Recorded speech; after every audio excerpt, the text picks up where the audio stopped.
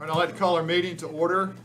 Today's February 3rd, and this is a reconvened meeting from our January 11th time frame. I'd like to welcome all of you in attendance, and the purpose of today's meeting is, gosh, it's hard to even imagine this, but it's our fiscal year 23 budget kickoff. Looks like we have a pretty good crowd here, and I'm sure we're going to be overwhelmed with a lot of information to soak in. So again, we'd like to welcome all of you in attendance, and I don't see any reason to hold things up. Let's get things rolling. Let's kick off with our financial review CIP update. Mitch, welcome. We actually, Okay. Mr. Chairman, we have Ted Cole with us. All right, He Ted, is, welcome. Another partner I didn't with see Mitch, so. the Davenport Company, and as Ted's coming up, as you'll recall, Davenport is our financial advisory firm. They do a great job for us, and as we started out in fiscal year 22, one of the primary objectives for this board that was included in the fiscal year 22 budget was to begin the planning phases at Franklin High School. Design work architecturally that has began. We have those folks with us, Mr. Boney and his crew with us here today. It's going to speak about that a little later. But as we move forward with the design phase, we ask our financial advisors to put together some scenarios that incorporated, should this board decide to move forward with all or a portion of a Franklin High School project, what that would look like and what that would do to our financial picture. And again, these are planning scenarios, and it is simply for information, again, to show the Board of Commissioners kind of what that looks like with our financial picture if the board decides to take steps forward. So with that being said, Ted, All right. Glad you could join us today. Thank you. And Appreciate being the here. floor And is yours. all right, appreciate it. So everybody should have a hard copy, and what's on your individual screens as well as the bigger monitors are all the exact same. There are page numbers in the lower right. We had kind of set aside mentally maybe 30 minutes for this walkthrough. We can accelerate it, so if you're feeling like we need to keep it moving, just let me know, and would certainly ask you to ask questions along the way, because we want to make sure it's what we leave you with is good, clear information. So let me start on page 3. Get my bearings here.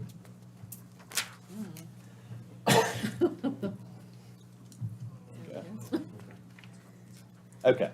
Topics for discussion. Just we're going to give you a high-level review of the county's credit ratings. I was here last spring when you all were moving forward with the Macon Middle School financings and some refundings, and we established the bond rating. So we'll talk a little bit about the bond rating and some peer comparisons. We've got a couple of slides on general fund operations and fund balance. This data goes through FY21, the most recent audit that's been delivered. And then we're going to focus on debt, and we're going to start with the existing debt, some of your key debt ratios, and we're going to talk about debt capacity and debt affordability. They're related but slightly different. Capacity will be what is the county's ability to take on debt for whatever the purpose might be and still demonstrate a sound and solid credit profile and a debt profile that's consistent with your bond rating. And then separately, how would you pay for it if you did take it on? So they're related, but they are slightly different focuses. And then we're going to talk about the capital improvement plan. The hard copies that y'all have, there are several things in the appendix, and I just want to make sure you know what's there. We're not going to go through it, but we've got in Appendix A the detail of all your tax-supported debt, loan by loan, and what the loan funded, who it's with. We've got the details surrounding the CIP, the capital improvement plan, all the projects where management has made some adjustments to timing for some of these projects. We have a section that also works to identify what the potential operating impacts could be for some of these projects. Some of the projects on your CIP might have an operating cost associated with as well, so we tried to capture that. And then finally, in Appendix D, the submittal forms from the department heads as submitted for each particular capital project. Okay? So with that, let's go to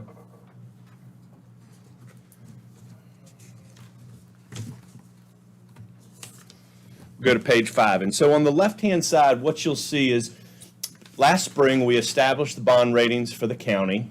You can see on the table in the bottom left, 3 national rating agencies, Moody's and Standard & Poor's are the 2 most frequently used. And you'll see that for all of the rating agencies, AAA is the highest rating any local government can achieve. Below AAA is what we call AA, and there's 3 different levels within the AA category. And when we went through this process, you all came out at a AA2 from Moody's and a AA from S&P. So you're right in the middle of what we call the AA category. Very good ratings. And on the right-hand side, you're going to see some of the comparisons we're going to do. We subscribe to a database that Moody's maintains. So when we look at counties across the country, you'll see that they rate 225 different credits or counties as AA2, one of which is Macon County. The rating above you, AA1, there's 123. The rating level below you, 159. Within North Carolina, there are 12 counties that are AA1. That would be 1 notch ahead of you or higher than y'all. There are 23 counties that are rated AA2, one of which is y'all. So that's truly your peer group for the rating you have. And then the rating level below you, there's 10 counties. And you'll see as we have a few slides, we're going to show you how you compare to those national counties and those North Carolina counties, just to give you a little perspective. And again, just stop me if you've got any questions. The next couple of pages, I'm not going to go into detail on pages 6 and 7, but what you see is the key takeaways from the rating reports that the rating agencies published when we went through this process last February and March. So page 6 is the Moody's report. It's about a 5-page report. We can get it to you if there's an interest in rereading it. And it just gives a real high-level overview of what they saw as the strengths of the county, as the vulnerabilities of the county. They say what could lead to an upgrade, meaning how could we get to the next level? Tax base expansion and improved income levels. Factors that could lead to a downgrade, tax base deterioration. We know that's not happening here these days.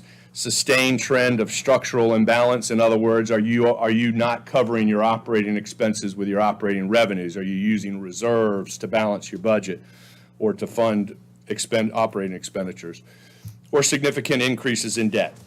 So you'll read those. Page S&P, they also have some high-level commentary there.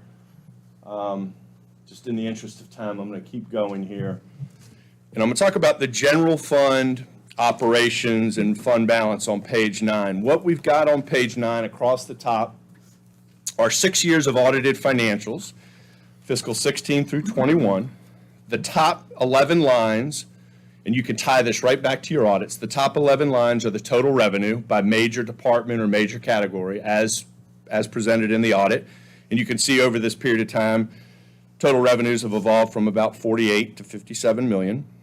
Expenditures on line 25, again, my major department or function, those have evolved over this period of time from 42 to 49, 50 million.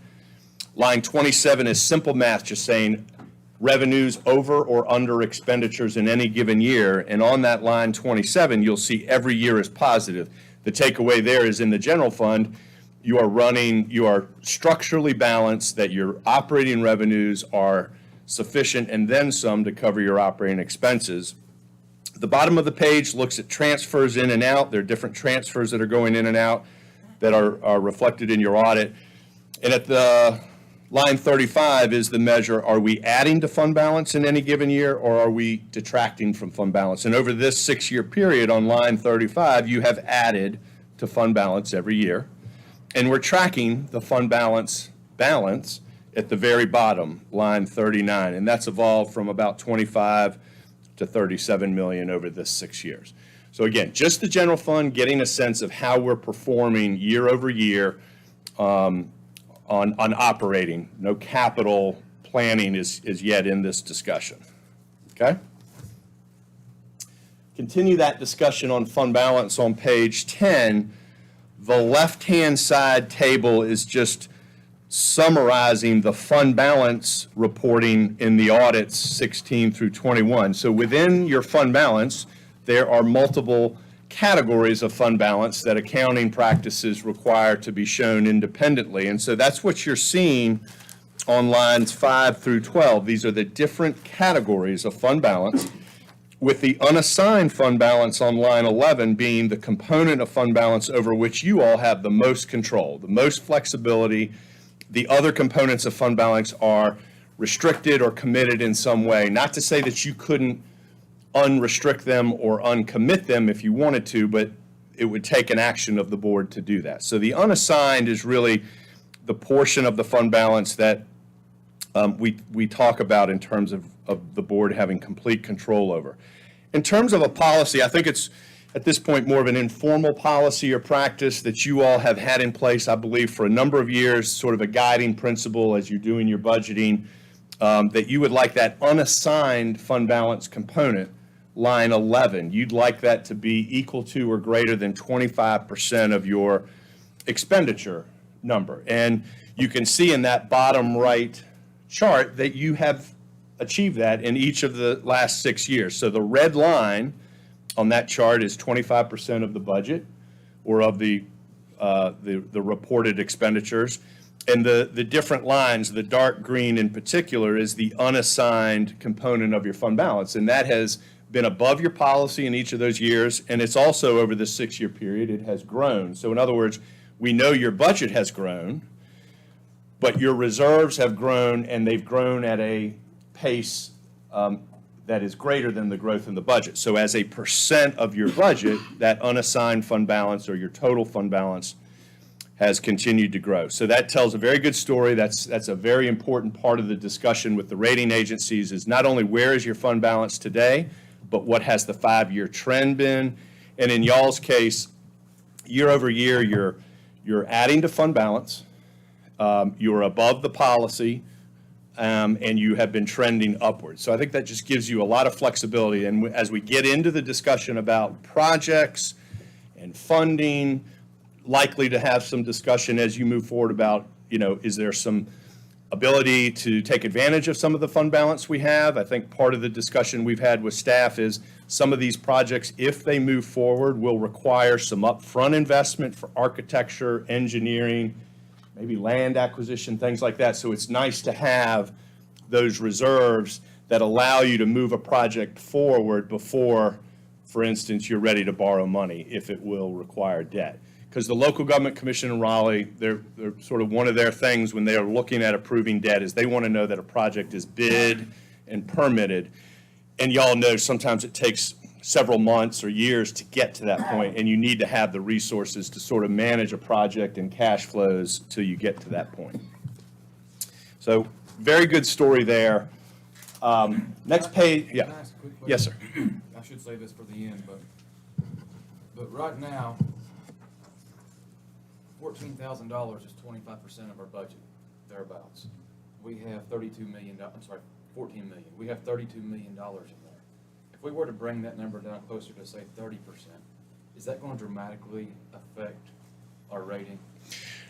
So let's talk a little bit about, the slide's not in here, but the rating is made up of 4 major categories, and fund balance is about 30% of the rating. So let me round that out a little bit. Your economy, which is tax base per capita, and wealth levels is about 30% of the rating. Finances, fund balance is about 30% of the rating. Debt is 20%, and management is 20%. So fund balance, if you were to use fund balance, it would impact about 30% of the rating calculation. If you're using it for capital, that is definitely a much better story than if you're using it to offset operations. And if you can do it in a way that still allows you to demonstrate compliance with your policy, even better. And so at this level, I do think it's a reasonable discussion to have that there may be some level of that fund balance that you might want to consider putting into the CIP. Now, you'll see in a moment, you're already putting a pretty solid amount of pay-as-you-go, what we call cash-funded pay-as-you-go capital, right? Two ways to pay for capital generally is debt and cash, and you have in your budget a pretty healthy cash-funded component, vehicles, IT, other miscellaneous projects that reoccur every year, maintenance. But on top of that, I do think it's certainly reasonable to have that conversation about using some of this fund balance that would allow you to still maintain your policy, compliance with your policy, and have enough money to cash flow these projects over the next couple of years. So I think that's a scenario we can evolve on. And we have the ability to sort of isolate the use of fund balance in the rating scorecard to see how it could change. If you hold all the other factors constant and you say, I'm going to use X million dollars, we can run that through the model and say, that would hypothetically have an impact of this on your rating. And it may not change the rating. You know, it doesn't necessarily mean it will. Okay, any other questions? The page 11's got a bunch of charts on it. What I would suggest we do is just look at the right-hand side. This is where we introduce these comparisons, and what we're measuring here is the unassigned fund balance. So remember, for you all, your unassigned fund balance in 2021 was, I'm going to round off, $32 million. That top right chart, Macon County is in gold, and that's measuring your $32 million. And then we show in the light green bars what the national counties that are rated AAA, AA1, AA2, AA3, we show the median measurement for them. And then the dark green bars are the North Carolina counties, AA1, AA2, and AA3. So you look at your peer group, which is the AA2 North Carolina, it's the second bar from the bottom in that upper right chart. You can see that the median for that group is about 20 million. And the blue line says within that group, I think there were 24 counties. You know, you've got somebody as low as probably, it looks like about 5 million, and somebody as high as about 35 million. And so the gold bar, you line up really well to that median, and you are within that blue line. So that's, you are on target with your peer medians. When you go below, the chart below, it converts it. We're not measuring dollars anymore. We're measuring percent of budget. And you compare much more favorably, right? So the dollars are good, but when you look at it as a percent of your budget, which is maybe an easier way to compare counties because everybody's got different budget sizes, you compare very favorably. So kind of back to that question you had is, this is a strength for you all when we look at it relative to where you're rated, which leads us to say it's something I think you could consider because it's an area of strength. It's not already weak. We just need to be mindful is that strength and fund balance offsetting weaknesses elsewhere, and we don't want to lose sight that it could be offsetting a weakness elsewhere. Okay? All right, so we'll transition here to debt. And just a real quick review of the debt that is on the books today. This is all tax-supported debt. You can see it graphically in the upper left. The bars are on a fiscal year basis, starting with the year we're in, FY22. The dark green component is the principal payment. The light green is the interest. We know every year to the penny what you all owe. Everything is on a fixed rate basis. Nothing is going to change unless you change it. So you can see graphically there is a step up in fiscal 23. That's where that bond we issued last year for Macon Middle comes on in the full amount. And then it tails off over time. There's about $27.5 million of debt outstanding today. And you can see the table on the right, the principal payments, the interest payments, the total payments. Again, we know that to the penny. So the debt service is stepping up by about $400,000 from the current year to next year. That'll be accounted for in your budget. And then it starts to step down. And this is where we're going to start to see the ability to consider new projects that might require debt, because as your old existing debt's stepping down, you have the ability to take on some amount of new debt without impacting your budget. The far right column is one of the debt ratios we look at, and it's called the 10-year payout ratio. what that's looking at is how quickly are you paying back your principal. So the higher the percentage, the better. And so what this is telling us, in the next 10 years, for the debt that is on the books today, no new debt on this page yet, 10 years from now, 80% of this debt will have been repaid. That's really good. It means you're not backloading the debt, you're not extending the debt excessively, and it's an important measurement of the speed with which debt is being repaid. We graph that a little bit differently on page 14 on the left. The green bars, that's your 80%, and over time it's getting stronger. The comparison on the upper right, Macon County in gold, that's your payout ratio of 80%. You want higher is better here. You want your bars further to the right, and you can see you compare really favorably to the national and North Carolina county medians when we look at the payout ratio. So very solid. That metric is very solid for you all on your debt rate, on your debt profile. Next page is measuring the amount of debt outstanding, 27 million, as a percent of your tax base, which currently is about 8.1 billion. In talking with staff and preparing this presentation, we know that there's a revaluation. Those values are going to be established in January of 23, so a year from now, and you'll use those values as the basis for your FY24 budget. And for the purposes of this presentation, we've assumed that the county's total assessed value goes from 8.1 billion to an even 10 billion. Could be more, could be higher, could be less, I think. Could be more. Could be more. And barring that was a conservative number that we got from the tax office. We said be as conservative as you can. They said the most conservative estimate we can give is 10 billion. So it could be higher. About a year left, right, before those values are established. So when we look at your debt outstanding as a percent of your tax base, you're at 0.3%, so less than 1/2 of 1%. And you can see on a comparison basis here, lower is better in the upper right chart. You want your bar further to the left. You compare very, very well to the North Carolina medians in particular. The national medians are all pretty low because in a lot of states, counties don't have to fund school debt because they have independent school districts, and the debt associated with the school shows up on the school district's audit, not the county's audit.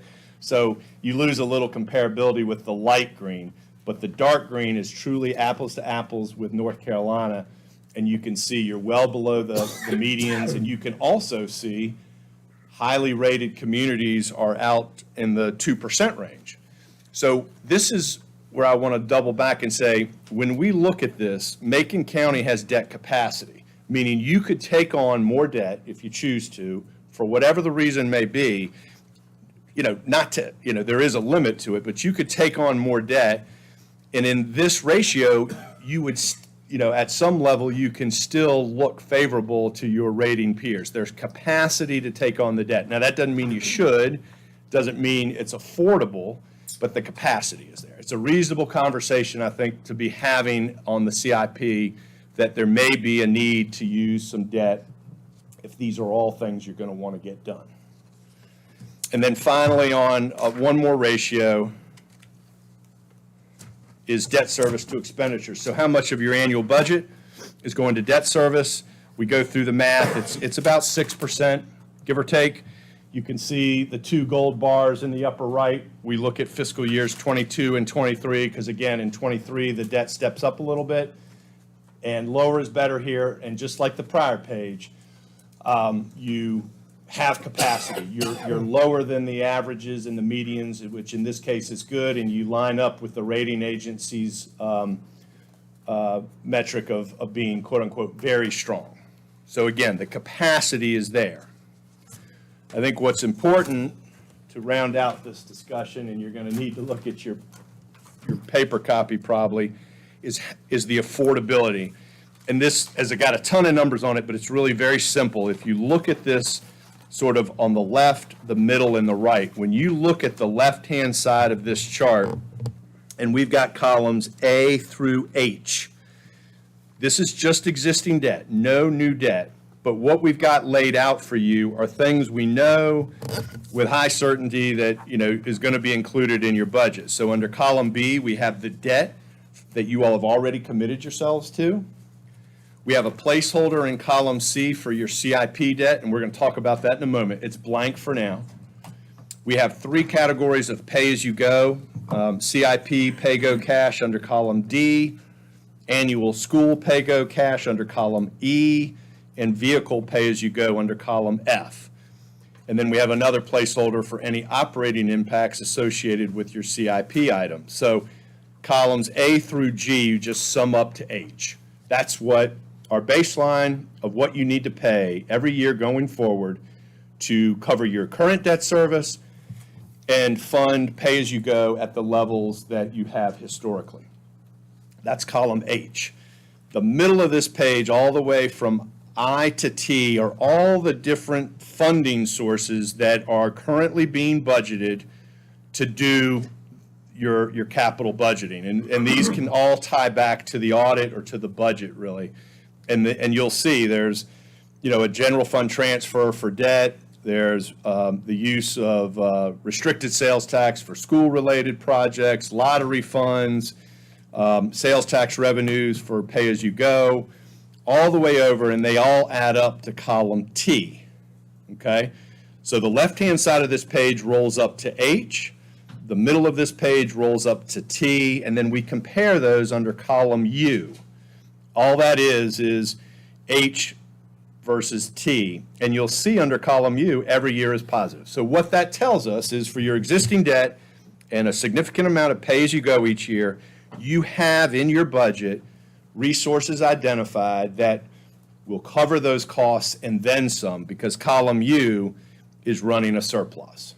Okay, so that's our starting point to now transitioning over to what does the CIP look like, and can we fund the CIP within these resources, or are we going to need to find potentially additional resources to fund the CIP? Any questions on that?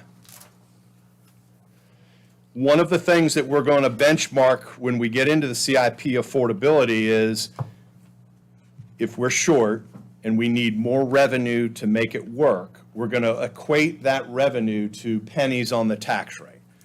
And right now, a penny on your tax rate generates about $800,000 a year.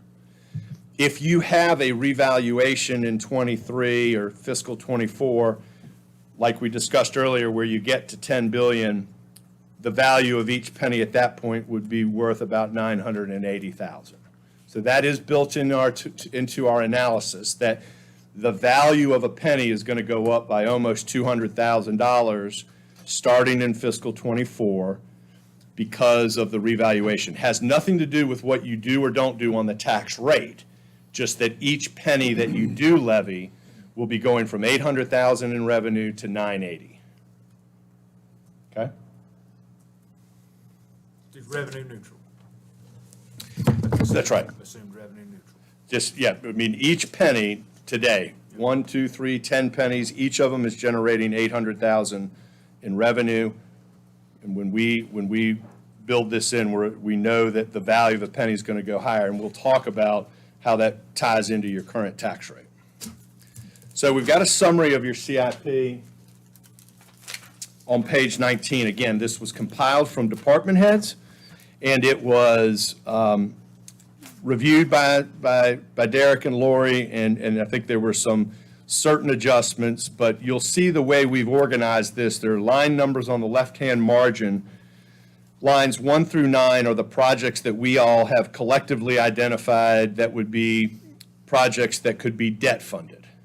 Okay, and you can see by fiscal year, this is a 10-year program, goes out to fiscal 32, and you can see for any given year on line 9 how much projects are being requested that would be debt funded. And you can see, particularly lines 5 and 6, Franklin High School.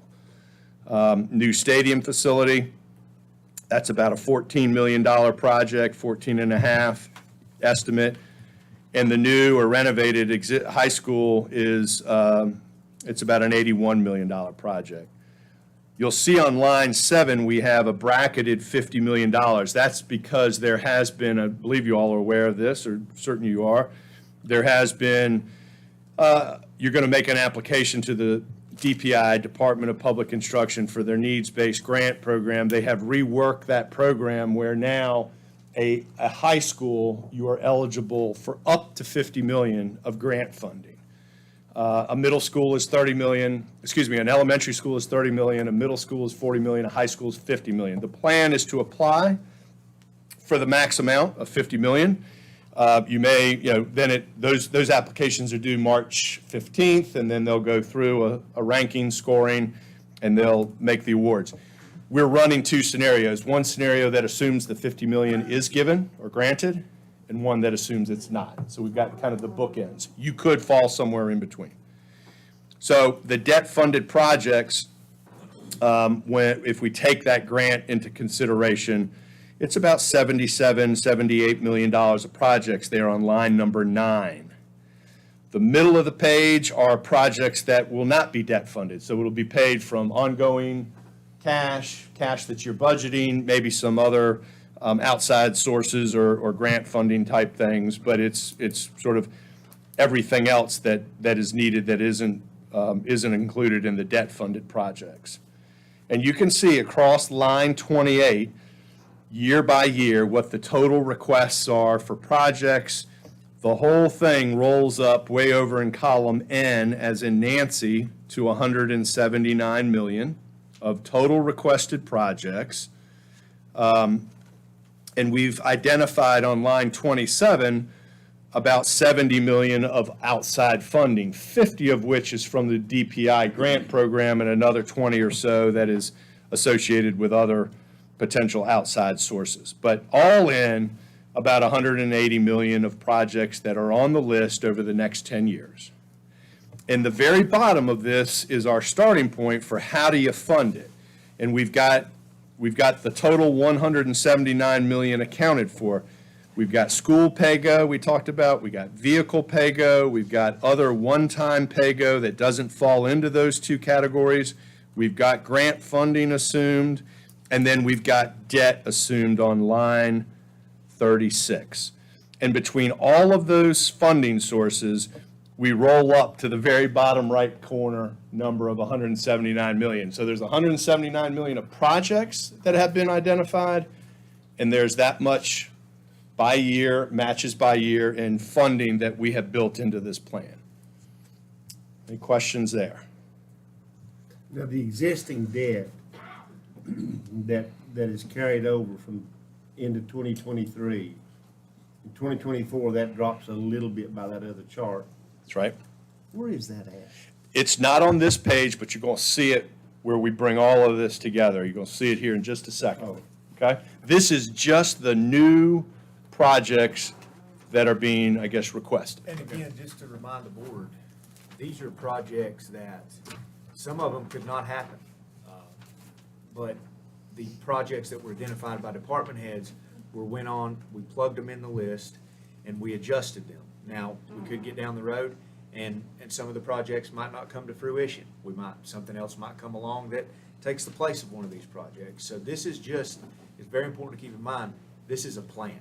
This gives us something to work from, gives you gentlemen something to look at, to prioritize, to go through, and just to always keep on the radar as we move forward and keep on the horizon some of these projects that are looming out there. So I cannot stress enough, it's a huge number, but this is a plan. This is a Starting point for starting the plan.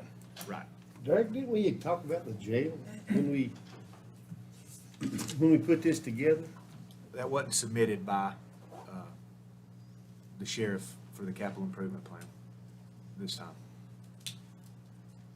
But it had been submitted before. But No. No, it hadn't. No? It's never been submitted formally into the CIP. No. Okay. And to add It was a to- recommendation from the space needs Yes, analysis, it but was. that's a different, That's a different thing. yeah. Just to add to Derek's comment, not only did county department heads submit requests, this also includes requests from Macon County Schools as well as Southwestern Community College. So it's focused on all capital needs, not just county needs. Right. Yeah, excellent point. And if you, after all of this, you can flip back to that appendix and appendix B, C, and D, and you can see individual submission worksheets, the rationale, the justification, what have you. Okay? So that's what we're starting with from a capital plan. Page 20 is where we went through, and I mentioned this earlier, some of these projects might have an operating cost associated with them, additional personnel or, other things that could evolve from a new project. So we've tried to capture those as well. So we're not only going to measure what's the impact of funding all of these projects, whether they're debt funded or cash funded, but also build in what the operating impacts are. And so with that, we have the first case, which is we're going to fund the entire program, but we are assuming that the $50 million of the needs-based grant is awarded. And what you're going to see on page 22 is what the new debt profile of the county would look like over time. That dark green component in the upper left is what's on the books today. That's the debt you have today, that $27 million. And then we've just incrementally layered in the debt for the projects that were debt funded identified. And you can see that on the right-hand side, we've got some debt issuances assumed in fiscal 24, 25, 28, 29, and 30. So there's about $77 million that would be funded with debt out of that 179, and the balance would be funded with those other PAYGO and grant sources. Okay, so this is just showing you, if this is exactly how it played out, what the debt profile of the county would look like over time. We double back on the key debt ratios, and they are certainly impacted because you're issuing that kind of debt, and we're assuming 20-year debt, so that 10-year payout ratio takes a dip down, but you're still at that 55% level or so in the upper left. The debt to assessed value takes a step up, even with the reval, but you're still under 1%, which is a pretty solid number. And you're at the bottom, debt service to expenditures obviously steps up. You're taking on more debt. It becomes a bigger part of your budget. You're getting up to the 12% range. But what I will tell you is we look at this and we go back and look at those comparisons. This is all a level of debt that we're of the opinion is workable for the county. It's consistent with the bond rating you have. Again, it doesn't mean you need to do it or should do it, and doesn't mean it's affordable, but the capacity is there. It's reasonable level. The real key to the discussion, I think, at this point is affordability. Page 24, we have, believe it or not, simplified this chart a little bit. We've collapsed a few columns, but Did you append it just a little small? yes, I'll talk to Mitch about that. I think that's why he didn't come today. The one thing we've dropped in is column C. That is the debt service for the debt-funded capital projects. And then we've updated column D for some of the additional PAYGO. So this is starting with that chart we had, and we now have added new debt and some pay-as-you-go. And then when you go all the way over to column R, what we're showing you is, even though you had surpluses that when we looked at this before, the level of investment that we're looking at here goes above and beyond those surpluses, so it is creating some shortfalls. And what you're going to see under column R is we've benchmarked that against pennies on the tax rate that would be needed to fund it. So between fiscal year 26 and 27, you all would need the equivalent of about 4 pennies worth of revenue to fund this CIP, on top of all the other things that you're doing to budget for capital. Okay, so this is where we bring in not only the existing debt and the declines in that debt, but we're bringing in the potential new debt, pushing it all together with that full CIP. And we're in the range of about 4 pennies worth of revenue that would be needed in fiscal year 26 and beyond. Okay? One alternative to this model is page 25, where we said let's see what happens to the impact if we consider doing a one-time adjustment in fiscal year '24. And we picked fiscal year '24 for a couple of reasons. One, it's the year where the first borrowing would occur, and two, it's the year where you will be budgeting against the new values. And so what we've done here is said, if you did some sort of an adjustment in fiscal '24, kind of one and done, rather than the equivalent of 4 pennies to make this work, you would only need the equivalent of 2 pennies. And that's because you're getting it a few years earlier, and you're setting it aside, and you're using it to offset future budgets. It just allows you, because you're doing it a little bit earlier and you're accumulating some of that additional tax revenue earlier, that you can more or less buy down the impact by the equivalent of about 2 pennies. Okay? And that would be 2 pennies on revenue neutral. What we're looking at does include, on the 2.8 cents and the 4.1 cents, that takes into account that we're successful on the 50 million grant? Correct. And then Not successful on the 50 million grant? He's going to go over that. perfect segue, case 2, page 27, we have more debt here because we didn't get the 50 million. We assumed we did not get the 50 million, so there's more debt running through the model. The ratios are impacted more so on page 28, still at pretty reasonable levels. That debt service to expenditure is getting a little bit high, but I think it's still doable, particularly if you can demonstrate that there's a plan to repay it. And then on the same basis, without the 50 million grant, what had been 4 pennies, the equivalent of 4 pennies, goes to about 8.5 pennies on page 29. And what had been the equivalent of 2 pennies in fiscal '24 is about 5.5 pennies. So that gives you an idea of what the 50 million grant does and doesn't do. And then perhaps there's somewhere in between, because I think it's not all or nothing. I think there is an outcome that could be something between 0 and 50, depending on all the applications. There's 200+ million, I believe, that's available this go-round. Don't hold me to that number, but also know there's quite a bit of interest in the program.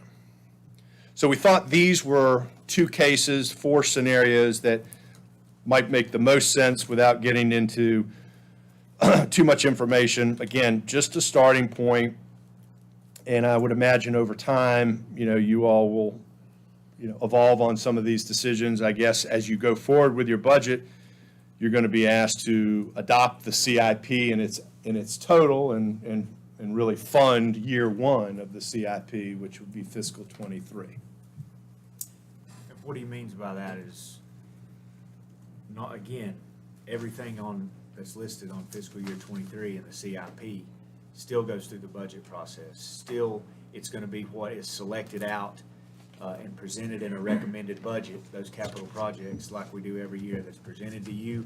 You all go through them. So ultimately, again, this is a planning tool, and it is still up to you to set in motion what CIP is going to look like for '23 when you adopt the budget.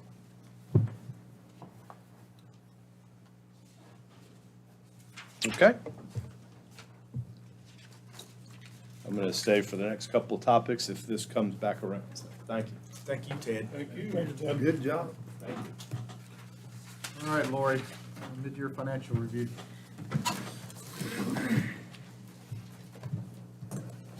I'm just sitting here thinking, Ted's said it all, I don't need to say anything. Talked about our good financial position, et cetera. Yeah, but it never gets old here.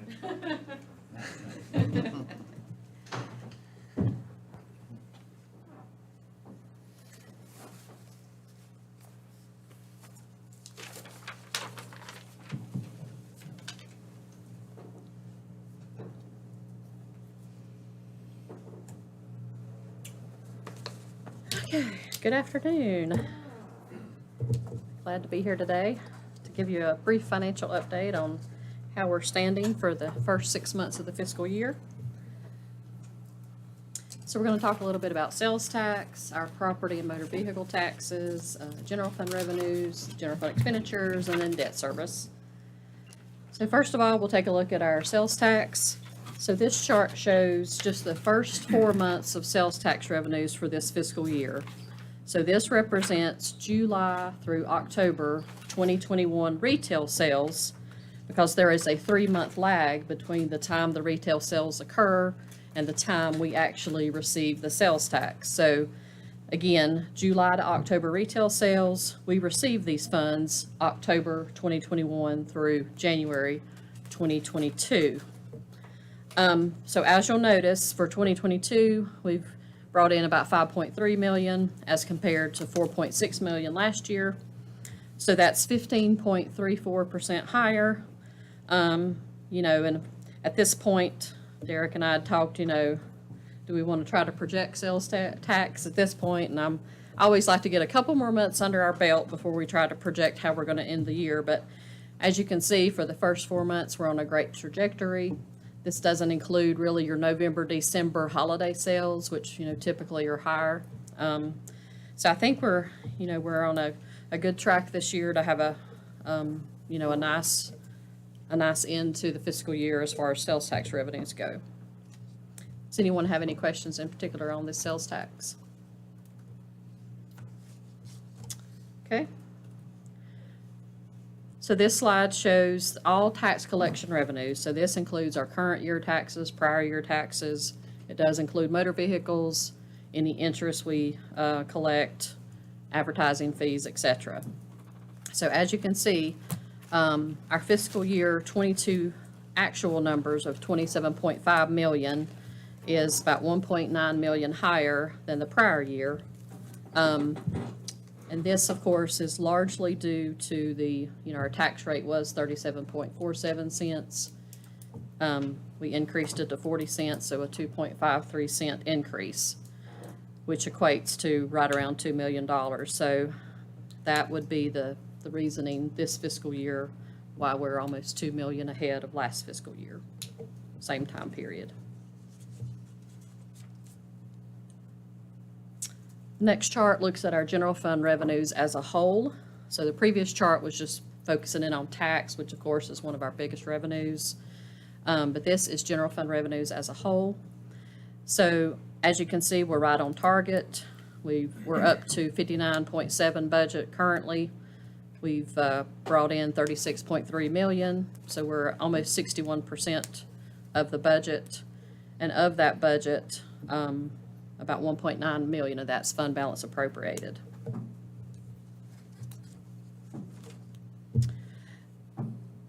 Okay, the next slide will be your general fund expenditures.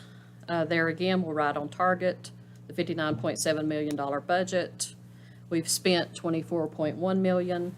So we're at 40.5% spent versus last year we were at 43.3% spent at this time.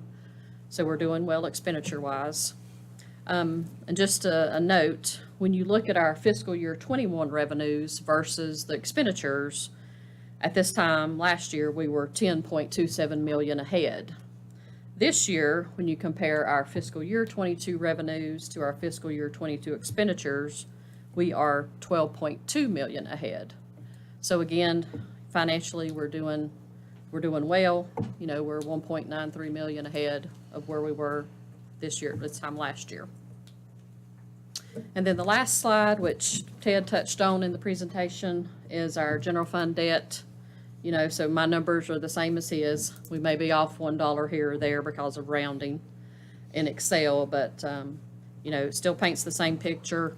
So yes, for fiscal year 23, our debt service is going up about $361,000, which we knew this and anticipated, and we have the reserves built in to cover that. And that is because we're paying the first principal payment on Macon Middle renovations. In fiscal 22, we had interest only, but moving into fiscal 23, we'll have interest plus the first principal payment. And that is all I have, unless anyone has questions. Thank you, Lord. Thank you, Lord. Thank you, Lord. Thank you. But let me ask you a quick Yeah. question, Lauren. And Ted may have to help answer this. he's talking about raising 8 cents, potentially if we take on this school, right? So if our reval goes to 10 billion, Mm-hmm. and our penny's worth 960,000, give or take, well, that's gonna bring our neutral down to the low 30s. Right. So is that 8 cents at neutral in the low 30s, which would bring our, you add the 8 cents to that, and it brings us still less than our current value? I believe so, Or is right, that- Ted? That's correct, yeah. Yes, We that's correct. assume you can roll back to revenue neutral, whatever that is, and then the 4 or 5 or 8 cents would be from there. So essentially, I mean, we still likely have less tax, a cheaper tax rate than we have now, but the people are still gonna have a tax increase. Increase because of the value, Right. exactly. And in a You're at reval, 40 now? Yeah, 40 cent now. Mhm. And revenue neutral by definition is you either increase or decrease the tax rate to where it is, you bring in the equivalent amount of money that you did in the previous year before the reval. So that would say the values went up so much that now we have, our tax rate at 31 cents brings in the same 32 million that it did at 40 cents when it was at 8 million. Right. So, You are allowed to account for growth. There's a formula that you plug yes. the numbers and you can capture growth when you're calculating revenue neutral. But yes, you're exactly right, because the value of the penny that Ted's talking about in the presentation is that higher $900-something thousand number. So when he's saying, if we get the 50 million grant and you do the 2 pennies in fiscal '24, those 2 pennies are valued at that 900-something thousand, correct, Ted? Correct. Yeah. So, but like you said, if revenue neutral took us to say 32 cent, then if you needed to gain those 2 pennies to fund it up front, it would be 34 cent. Well, which, like you said, it's less than we are today, but it would still be an increase to taxpayers due to the increase in their values. Lori, on the interest rates of the loans that we have now, as we see interest rates start creeping up, Yeah. are we locked in, or is that on a floating scale? No, all of our rates are fixed, no movement. And they can't come back? No, all of our loans are fixed rate, no variable. And of course, over the years, we've worked to refinance when we could and got the lower, took advantage, just like we did last year. You know, when we borrowed the money from Macon Middle, we also refunded, you know, several $1 million worth of debt and saved the county. I believe it's about $700,000 over the life of the loan. So we've done all we could to take advantage, but yeah, like you're saying, the rates are gonna probably start creeping up in the next few months. The feds have kind of indicated that, so. Any more questions? If anybody ever wants to see how we compare sales tax on the county commissioner's website, there's a county by county listing. All counties, if you want to look at the county our size and how we compare to sales tax, Okay, we compare really good. But it's on that website if anybody wants to look at it. Thank you, Lori. all right, thank y'all. Thanks, Lori. All right, budget highlights, item A, broadband update. Welcome, Mr. Tony Jenkins.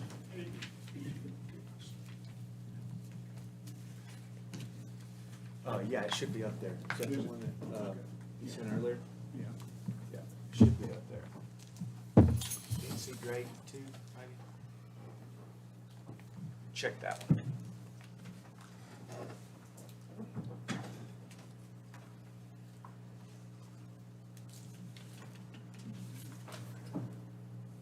Oh, over, Tommy. Yep. Over to the left. I got you. Yeah, right there. See if that's it. That one, yeah. Yeah, that's not all of it. See if that's it, that other one, the other PDF, no, that one's mine, I think.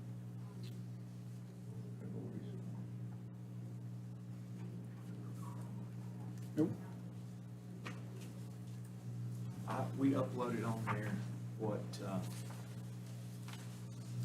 was sent to me this morning on the email, the 2 slides. Yeah, but I Okay. sent you something else that's not.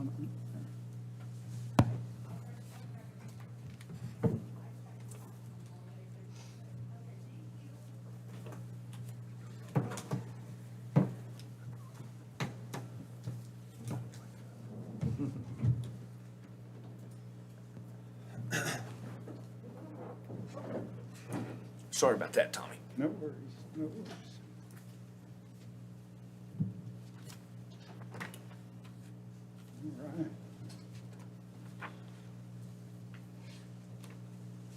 Thanks. Excuse my technical prowess.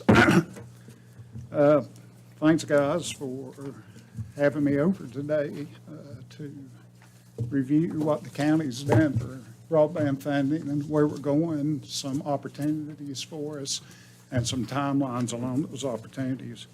I've also brought Jeff Lee from Little T, who's on our broadband committee, who will sort of diving down a little deeper in some of these programs for you to understand how these different programs are funded and how we'll look at a map also for potential areas for development and how different funding streams can be affected by them. First, I'd like to go over the state of North Carolina broadband funding. As I'm sure you know and been told, there's a lot of money come down the pike for broadband funding. And I'm sure you've got calls about, let's get it today, let's do it. Well, it's not that simple, simply because state broadband office has not developed all their guidelines for appropriating that money. So this is what I would call a moving target, living document. It's going to take time for the state to get their ducks in a row on how they're going to appropriate this money to individual counties, and the broadband committee will be looking at those programs as time goes by and acting appropriately to secure those funds. As you know, the state appropriated over $1 billion to achieve digital equity in North Carolina, which is a fancy word for broadband expansion. Over $1 billion of that was from Rescue America plans, Plan Act funds, and over $30 million that was in $30 million that was in state funds. Probably the program that's of most interest to us is a Great Grants Fund, and that's growing rural economies with access to technology, which is the state has appropriated $350 million. If you're familiar, we have received a great grant in the past, or actually governments don't receive a great grant, but private providers receive a great grant.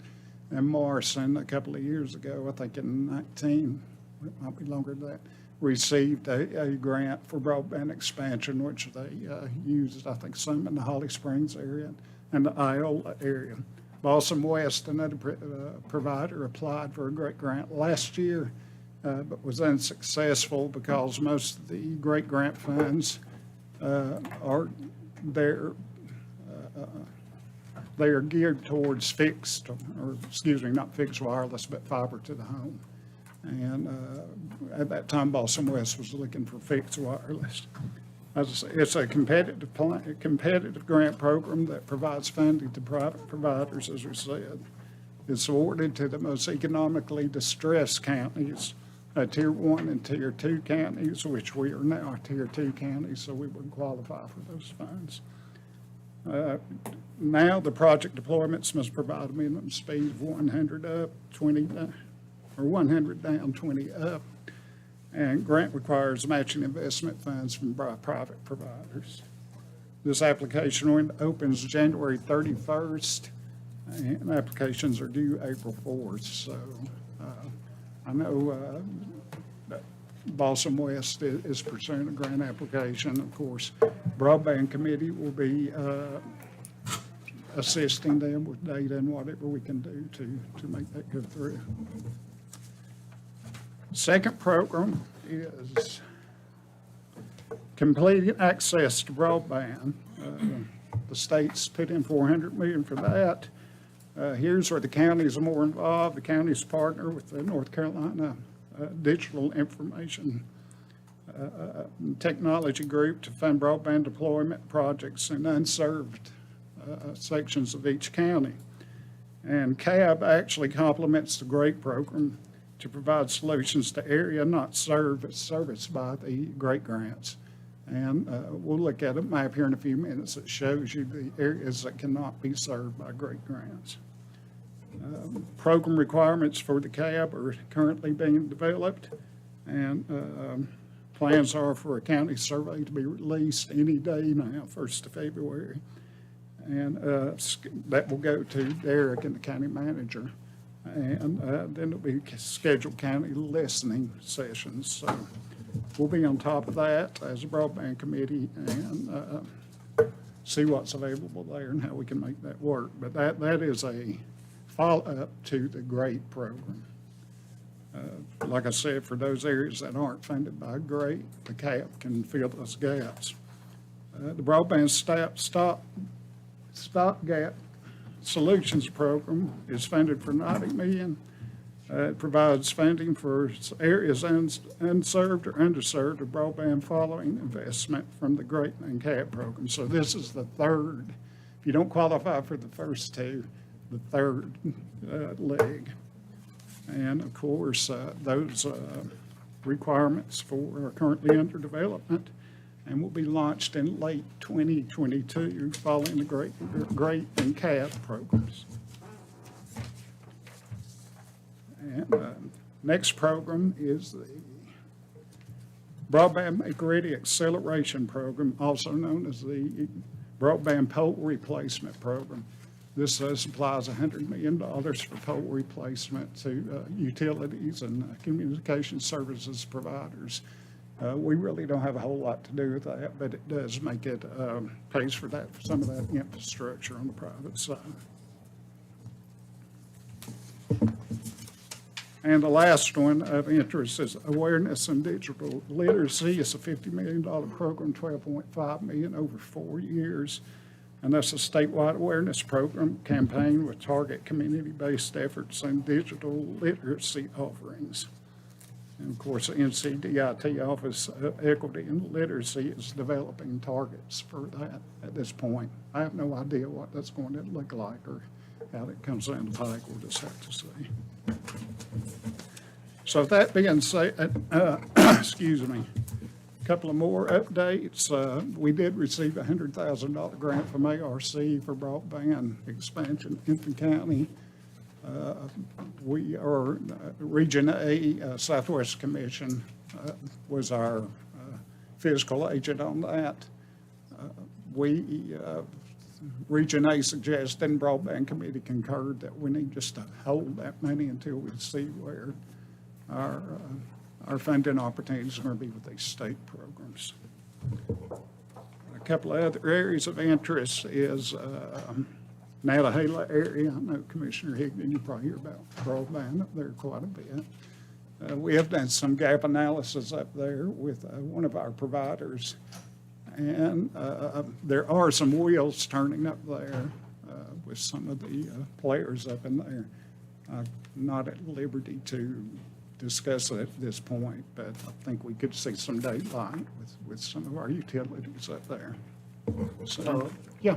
When it said back in on the Great Grants program, the grants require matching investment from private providers, does that mean that can be in kind, that can be cash? That can be, my understanding is in kind or cash. And More than likely, do you know in what kind. percentage the providers would have to come in? It could be up to 50%, so. 50? It could be up to 50%. Those are still moving targets, per se, as you say. Might be a tough sell. Well, I would say they're going to cut this money loose, so they're going to do whatever they have to do to get rid of it. So What does the provider do? They bump up their bid to cover the. you're getting out of my pay grade there, Ron. Mine Go for there. But I just wonder, how that will work, how you can bid it with an in-kind match. Because it's all going to go to bid, you know that. Yeah, well, and those are, well, the providers apply for Right. and so there's no really, in a way, there's a bidding process, in a way, there's not. Yeah. Okay, so. We'll see. Okay. Moving forward, I think what the Broadband Committee is going to look at is, besides looking at these funding opportunities and working with our private providers, we need to continue to work on gap analysis to see where the needs are, sharpen that up. I've been talking with Region A about either doing a regional or a county-specific, bringing in some technical people to help us identify those gaps and how to fill them. Also had discussions with Dogwood Health Trust, Region A has about funding those efforts. So we'll see where we go there. Of course, we need to revisit our, as Jeff will show in a few minutes, with our NC survey, North Carolina Broadband Survey. We need to encourage people to go back and fill those out whenever possible. We'll have a press release coming out on that pretty soon, because that affects the broadband maps that show which areas are eligible for connectivity funds. So we'll be visiting that. Jeff's going to talk to you about a couple of things, being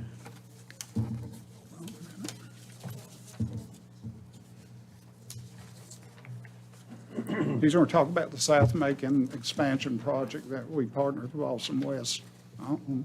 That seems to be rolling along good. Also, the Ntia grant application, if you remember, you gave us the authority to apply a few months back. That program still has not been funded, and with the American Rescue funding, there's some debate, I guess, on how those funds can be applied at this time. Jeff will touch on that. We'll also talk about the FCC RDOF program, which is the reverse bid auction process for a charter wanting the right to expand within the county. That has put some interesting issues on the table about future funding by Great Grant and CAB grants, state funding, and then a Student Connect program. So Jeff is a member of our broadband committee. He's got a background in broadband technology. He's also one of the co-founders of Little T broadband service, which is really, as you guys know, has been instrumental in grassroots up efforts to bring broadband into our community. And South Macon's had a model that I think and hope can be expanded into the rest of the county as time goes by. So Jeff, you want to? Any questions for Mr. Jenkins? Yeah, any questions for me? Tommy, on slide 4, you mentioned that local government entities would be potential recipients of the grant. Is there anything you feel like we need to be doing as the county to tap Slide into that? 4, is that the Besides- CAB? I mean, we talked a lot about local providers, but Right. On the CAB program, there will be a match required from local government. I have no idea what that right, is. I thought it said the recipients could be local government entities, is what you showed there. Yeah, it can Is there too, but, anything we need to be applying for? I understand the math. yeah, part, but- we're not to that point yet, because we don't, they hadn't released the rules or the regulations on it, but we're on top of it along with Region A, and as soon as those rules become public, we'll know what to do. And part of the reason for doing the gap analysis is to where we can identify where to go with those deployments. So, Thank you. okay. Thank you. Any questions? That was-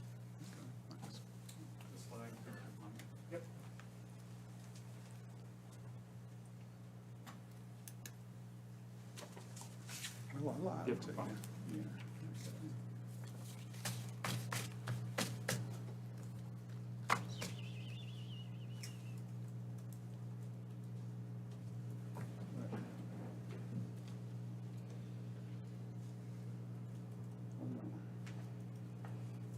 Where'd my stuff go? It's that PDF. First one, yeah, first one.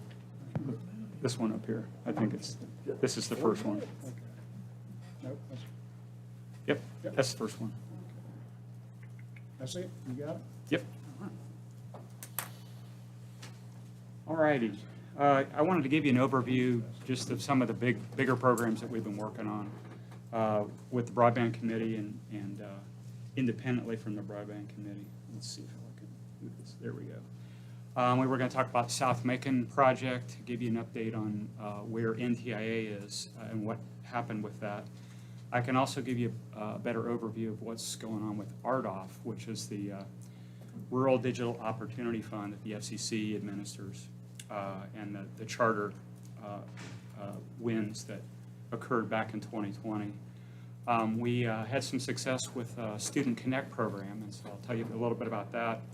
And then I wanted to talk a little bit about GREAT as well, because this is the next NC funding opportunity that's coming up for us. And so I wanted to make sure that we took a look at what opportunities we would have, because there's a lot of areas in the county that you'll see when we get to the map that are blocked out. And so we have to be on top of what we can work with and what we can't.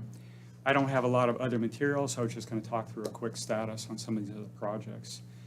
South Macon project is one that y'all know got approved last year, and we kicked off with Balsam West, and that was a partnership with Macon County and Balsam West.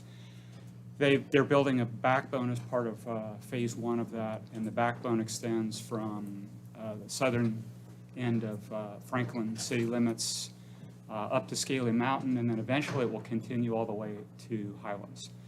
And where they are with that is they actually started construction. They had a long lead wait time for materials, but they got construction started in November, and they've actually finished most of the construction along 441 the end of last year. So they've got a new fiber run that runs from Addington Bridge Road. It runs aerially from Addington Bridge to Coweta Church, and then it goes underground along the west side of 441 from Coweta Church down to Brown Road. At Brown Road, it meets up with existing fiber that Haywood EMC has on their pole infrastructure that runs all the way up to Scaly Mountain. And so where they are with that is they've completed most of the construction along 441. There's one leg up Firehouse Road to the community center that they haven't finished yet. Then they still have to do their splicing with Haywood EMC, and the very first connections that will come from that backbone will go to the Otter Community Center, the Scaly Mountain Community Center, and the Sky Valley Scaly Mountain Volunteer Fire Facility. What they're waiting on at this point in time are two things. They're waiting to hear the results of NTIA, but they're also working on easement agreements that they need to put in place with the Otter Community Development Association for some equipment cabinets, and then the same type of easement they need with the Scaly Fire Department up there in order to terminate their fiber. Once those easement agreements are complete, they can go ahead and complete the fiber for the backbone and light it up. And so we're all waiting patiently for that, because that'll provide service to those three facilities that I was referring to. That's the first phase. Once the backbone's in place, then they have the ability to start expanding off of that. And my understanding with Balsam West is they'll immediately start offering service to businesses and residences that are along the backbone. Expansion beyond that was something that was planned through some type of grant funding like NTIA. And last August, we submitted an application. Macon County, in partnership with Balsam West and Little T, we developed a grant application for the NTA Broadband Infrastructure Grant Program. And that was submitted the end of August, and they were supposed to announce the winners of that in November. That program was about 10x oversubscribed. They had a $288 million budget, and they got $2.5 billion in asks. So clearly they had a little bit more requests than they had money for. So they sent out letters to all applicants back in November that said, we're still working on this, and it's going to take us a while. So they have The NTA has said they would announce awards in early 2022. Our speculation is that what they've been waiting on is for the FCC to complete their backlog of award approvals for their RDOF program, because they are coordinating and they can't duplicate federal spending in places that they're already receiving grants or subsidies. So we are still all waiting patiently to hear. What you'll see once we talk about RDOF is that we feel that our likelihood of getting the NTA grant now has diminished. So we're looking forward to GREAT and other opportunities to try to fund expansion off that backbone in South Macon. It wasn't just South Macon that we requested money for, it was also the Nanta area as well. So RDOF, this is a program that was, it's a continuation of a grant program that the FCC did. It was originally called Connect America Funds, then they had a Connect America 2, and then they renamed it to the Rural Digital Opportunity Fund. They had an auction in 2020. They announced the winners of that auction at the end of 2020, and as many of us heard through the press, Charter Communications won quite a bit of the census blocks that were auctioned off as part of that exercise. And as far as Macon County, they basically took all available census blocks in Macon County. They won that through the auction. And that represents about $166 million in subsidies to Charter, assuming they follow through with that. They also won auctions in Haywood County and Jackson County, some in Graham, as well as Macon. And the closest presence that Charter has to Macon County is the eastern side of Haywood. So before they can get to us, they have to build through Haywood, through Jackson, and onto us. And so they have 6 years to complete that. And then this past Friday, the FCC announced that they had completed their long-form review of the Charter bids. And so they have approved Charter for their bids in North Carolina, including Macon County. And that they now have to go through financial approval with USAC, which is the Universal Services Administration Company as part of the government. They do all the financing for the FCC. So they have to go through a financial approval process, which takes about a month, and then their time clock for actually starting to build and complete their commitment gets started. We're going to see here in a minute on the map that I'm going to show you for the GREAT grant what areas that Charter has won and how that impacts our ability to fund other parts in the county. Student, feel free to interrupt me if you have any questions or whatever on any of these things. Happy to answer anything. The Student Connect program was a grant opportunity that came up this past fall, actually the end of the summer, where the State Student Connect program offered some funding to both Land to Sky and Western Commissions, and they made money available to help some form of student connectivity in Western North Carolina. Little T applied for a grant through Western Commission, and we received a $20,000 grant to build out hotspots, public hotspots at the 3 community facilities in South Macon. That includes the Otter Community Center, the Scaly Mountain Community Center, and the Sky Valley Scaly Mountain Fire Facility. And so we engaged with Wired Inc., and we have purchased all the equipment and installed all the hotspot equipment. We're now waiting on fiber connections from Balsam West through the Backbone project. So this was intended to be a synergistic project to kind of complete the vision of getting those community facilities lit up to kind of ease the burden in that area of the county until more expansion can occur. So So we've been successful to date. The equipment's actually in operation at Scaly Mountain Community Center and at the Scaly Fire Department. We haven't opened them to the public yet because we don't have a high-speed connection. So I think they have a limited connection at Scaly Community Center, and the fire department is using the equipment at the moment, but we will open that to the public once the high-speed connections are available. So we're hoping that's going to happen within the next month or so. So that was a nice thing to have. Lastly, I wanted to talk about the GREAT grant and what we're looking to do with the GREAT grant and what opportunities that we do have. And so I'm going to move off to a map, which you all should have. It's just scroll down on that PDF, it's the next page. Did you merge it with that?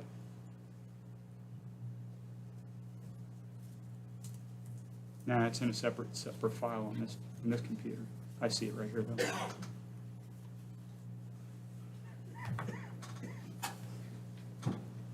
So this map is one that that I just recently put together. The GREAT program just opened. We just received the guidelines and all the mapping information this past Monday. So January 31st, it hit the public. And so what we've been able to do is try to ascertain what we can do with it. We knew that RDOF was going to impact our ability to go through and request grants. And so I pulled this map together. This is all the information. It's also available online through NC One Map.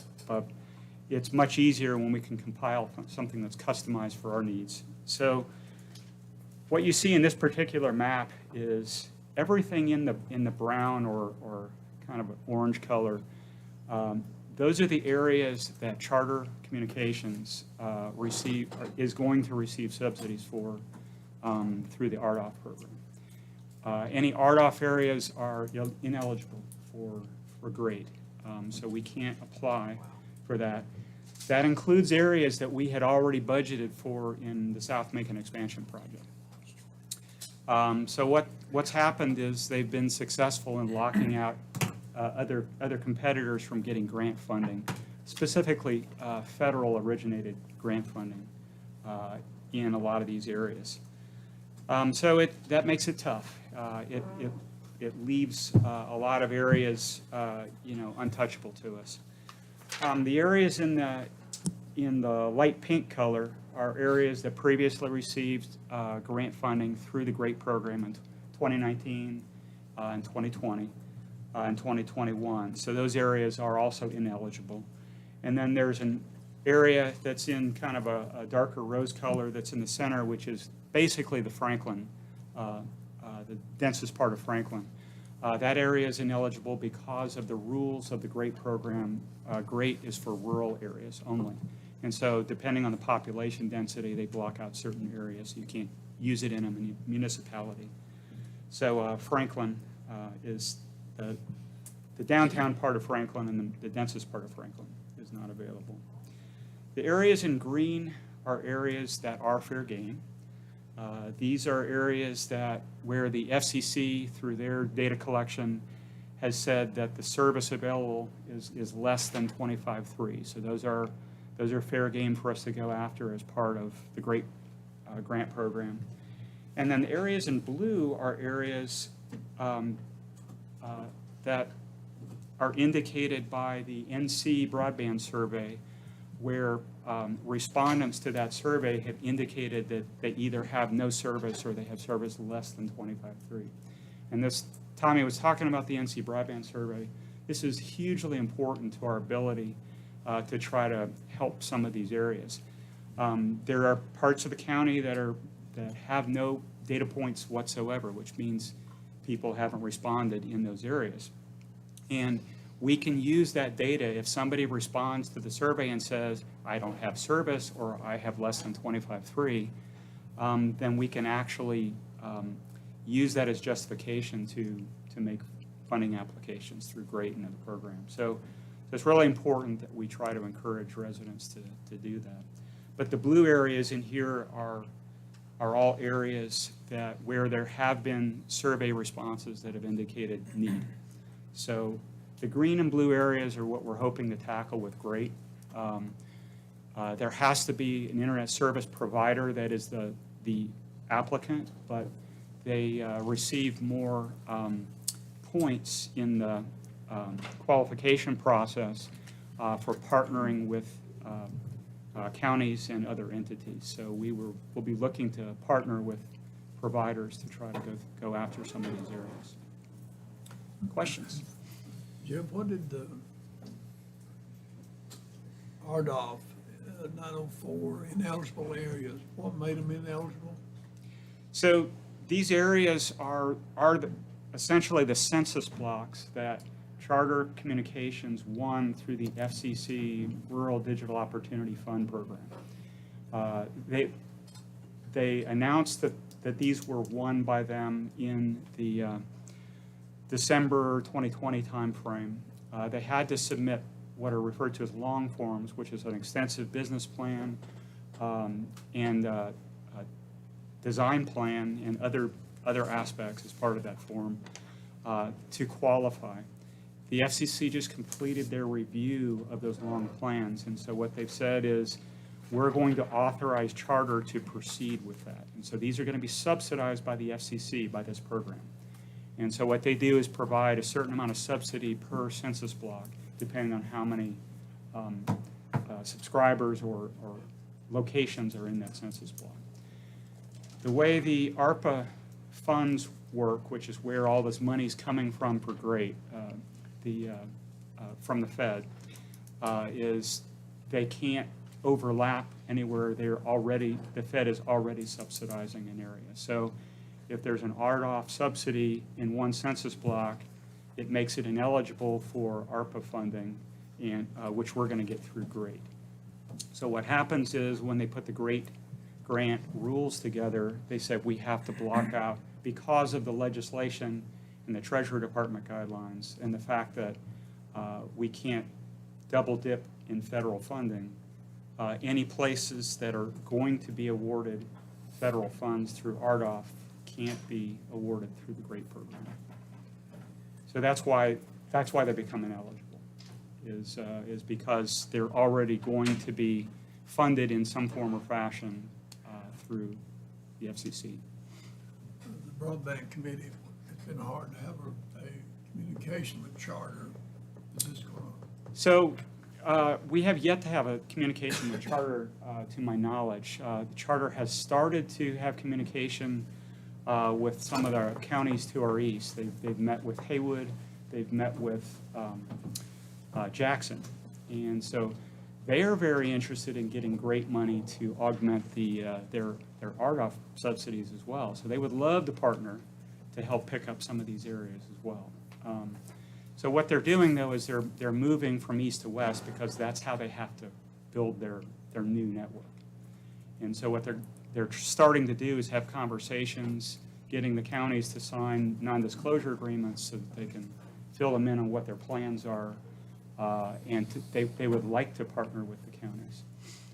So we have yet to have that discussion with Charter, but that certainly will be on the list. So have they had any discussion with representatives from Nantahala?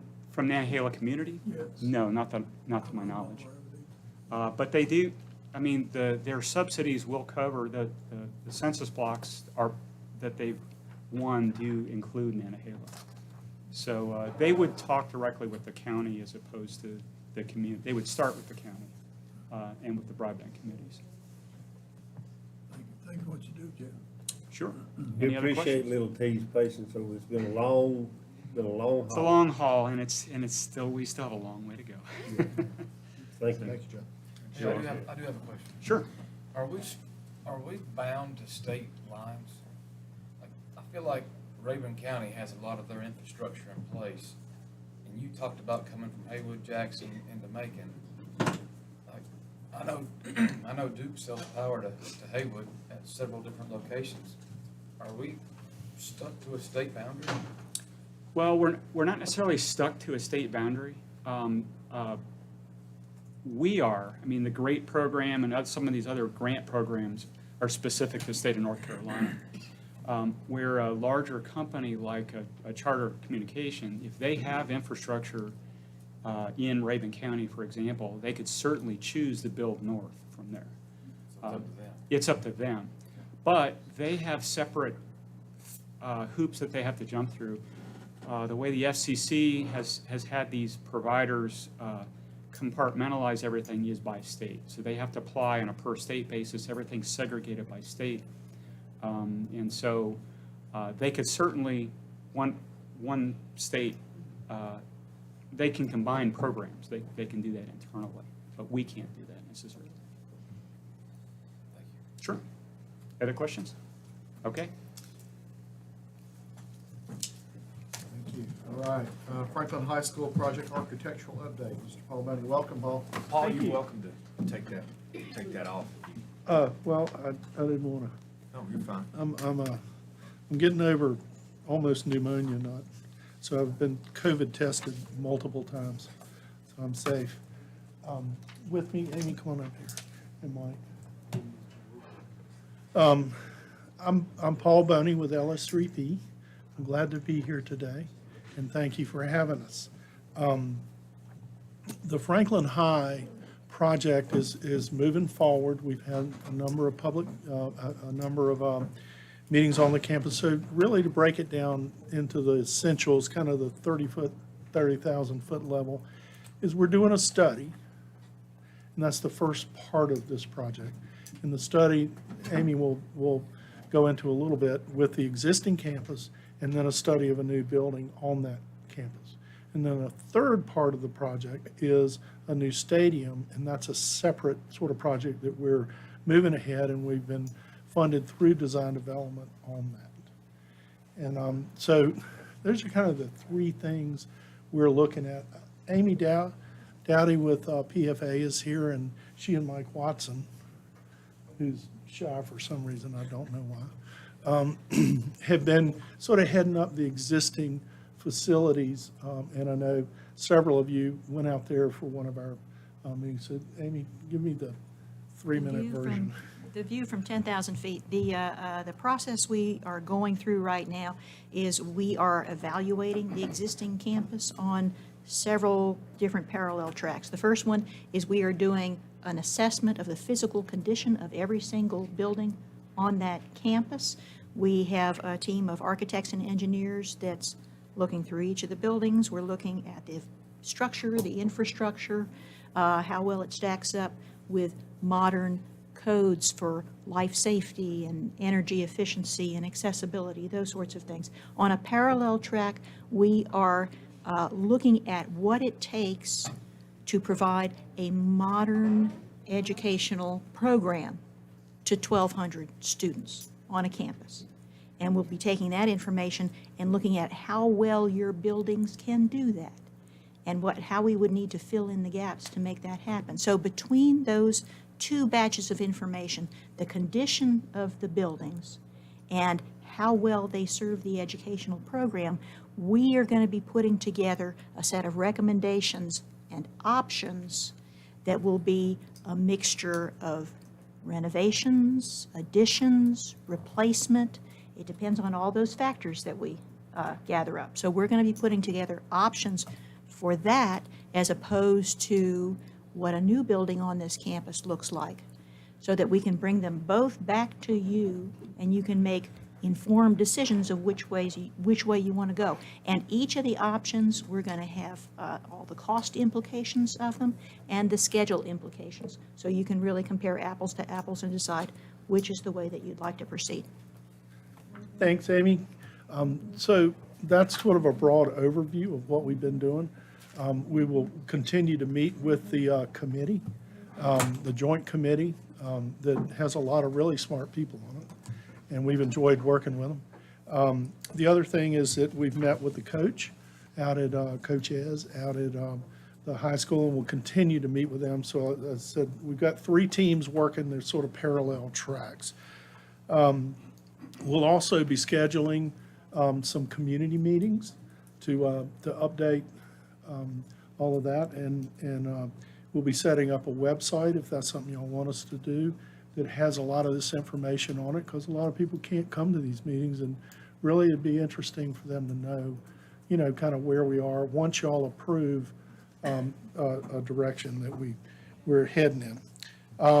Our next meeting of the committee will be on the 23rd of February at 10 o'clock. I talked with Mr. Rowland and the superintendent. They're the two kind of heads, and that was the next part that we would. One thing I wanted to do was I really enjoyed Ted's talk with the bond thing, and also the great work that Laurie's doing. You all are in great financial position, and that's really good. I want to clarify something with Ted. The total pool for DPI is $398 million. And he's correct in 50, 40, and 30. So we've applied for 50.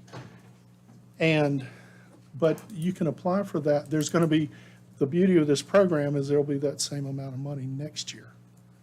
And so this isn't a just one-shot deal. The purpose of that money in the lottery funds is to have an ongoing source of funding for y'all. So if you don't get it this year, you can reapply for next year. And those, I would assume they keep a list. And so I think there's great optimism to be shared in that money. I'm happy to answer any questions. I know y'all got a long afternoon, and I don't want to belabor it, but at the same time, I want to make sure I Make answer sure we your understand the process. So the committee that's meeting, see, we'll go by a school board recommendation. I think that's what the. Yeah. So the committee will make a recommendation to the school board, and the school board will bring it to us. Is that right, Chris? Sounds reasonable to me. Yeah, I think that's right. But there's a joint committee that has, and it involves a student, and the student on there is fabulous. I don't know, Josh has met her, and so has Mr. Shields. I mean, I thought she had great ideas, and she was fabulous. So we've gotten some other input also, and it's a broader committee, but that work, we've sort of been, we will get the topographic survey, which tells us all the hills and ups and downs and where the buildings are. We get that the middle of this month. And that will release us to do a whole lot of more detailed engineering work. And then we will get the soil borings, which is we punched 30 holes in that thing, and we're looking for rock, and we're looking for the bearing capacity of the soil. So those two reports should be out the middle of this month. So we're moving ahead. We have 3 teams that are working on this in 3 sort of different directions, as you can see. Any questions? I think the 3 topics that we've discussed before is, so if anybody gets asked about it, we're looking at the academic side, Yes. athletic side, and the ADA side. Yes. And making sure all that comes together under one roof. And the ADA is a special That's right. interest to a lot of us. And we just didn't go into it because of time, but Amy and Mike and their group, their sort of section will be looking at a whole lot of ADA stuff on that existing campus to bring it up. And what we're trying to do is just compare apples to apples. Because in a new building, I know what I can do with the ADA on that. On the other campus, we've got a lot of work to do. So it'll all be reflected in the report, the cost of all that, and it'll just be whatever the facts are. What kind of time frame before we can see some real information on those reports? Probably in another month. We'll be bringing, some information to the 23rd, but we didn't want to get ahead of ourselves and have some information come out and it's piecemeal and it's not really, really all the facts. So we're very cautious about that until we know the facts. I'm not going to speculate. And I noticed in the CIP, it's broken out into the athletic and the academic, and we talked about, Paul, last time, for years, we've heard the football field floods, the drainage, blah, blah, blah. And I I'm in the water movement business, and we don't even know what, or I don't, other members of this board apparently do, but what sort of drainage, what is the infrastructure now that we have? Is it adequate? What material is it? There's ways to assess that. Is that part of your preliminary? We haven't explored that quite yet, but generally speaking, you'd want to try and capture the water that's coming down that valley and hold it and discharge it at a rate that doesn't flood the downstream neighbors, because the piping off campus is, in the cities around. So we want to make sure that we don't do any of that. Mr. Higdon, we don't know the answer to that question. And that's what we're waiting on with that topographic survey, is going to tell us where all that water, how big's that pipe, where is the pipe, what's happening with some of that other stuff. And our civil engineer will be working with Mike and Amy in our firm to determine that on that ball field. And it's going to matter as to how we address that is very important, but we cannot let any more water go off our site than is currently leaving the site now. It is a state law, we can't do that. Yeah. Okay? Can tell you that we found water about 8 feet below the ball field on one of the drills. So it's right there. You're in the gully, I figured it'd been less than that. Yeah, But- but we don't want to get ahead of all that information right now. Well, And to add to his question, Yeah. I mean, is that gonna come out in this preliminary study? Yes. Or is that something we have to? no, that's in the stadium study, and that is the first thing we are looking at, is how much dirt do we have, how much can we raise that, and where's the water going? And where does because the new stadium we're building is bigger, because of the 8-lane track and other things, it pushes a little further. So we're still in the discovery phase of that, but yes, that'll all come out in design development on the stadium project. And we'll have an estimate as to what all that costs. Mr. Barnum, I want to just say I appreciate you and your leadership, your staff, to the Facilities Committee, and Dr. Baldwin, and the way you worked with us and been upfront with us, and kept yourself calm. Well, I try to be pretty calm.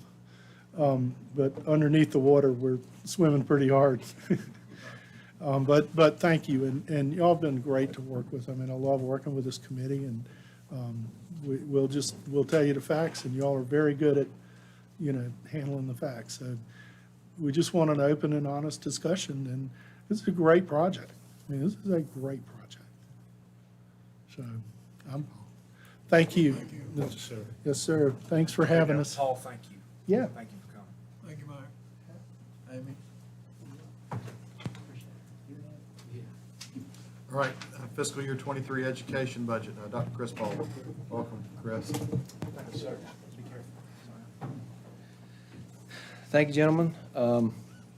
As you know, the state budget was finalized about 6 weeks ago or so. So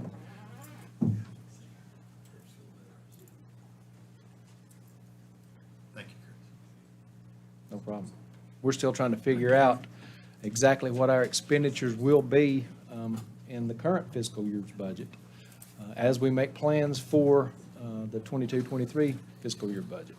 Our principals and department heads are putting together requests of needs and desires for the upcoming budget, but we're still trying to figure out exactly what has been budgeted for us this year for the state and how we'll have to make up the difference through the local budget and the federal budget. I don't foresee any significant changes to the request that was submitted last year in terms of our operational budget. We were able to meet many of those requests through the ARP funding that we received from the federal government. That's a temporary funding source.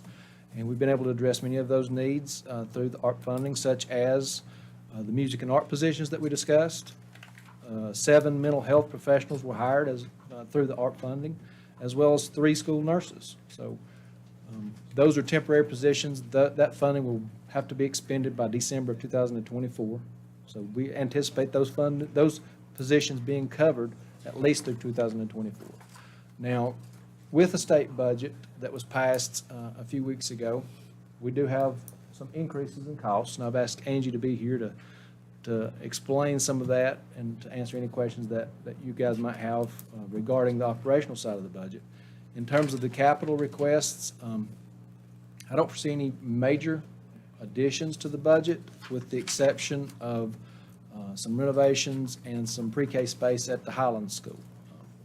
We met yesterday with some architects and are working through that request at this time, and they'll be submitted to the board, and I suspect it'll be presented to this board after the school board approves it. Angie, do you want to come up and talk about the state impact on our local budget? Does anyone have any questions? Can you give us, this board here, I think we've talked about it, you've talked about it, how we done down in Iowa? In terms of geothermal? Yeah, yes.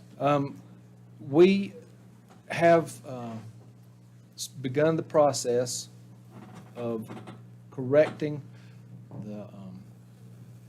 the infrastructure issues inside the building at Iowa Valley.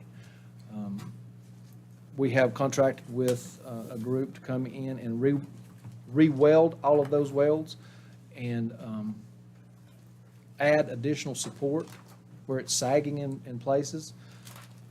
One of the things right now that is concerning to us is that, as you know, we battled leaks in that system for several years now.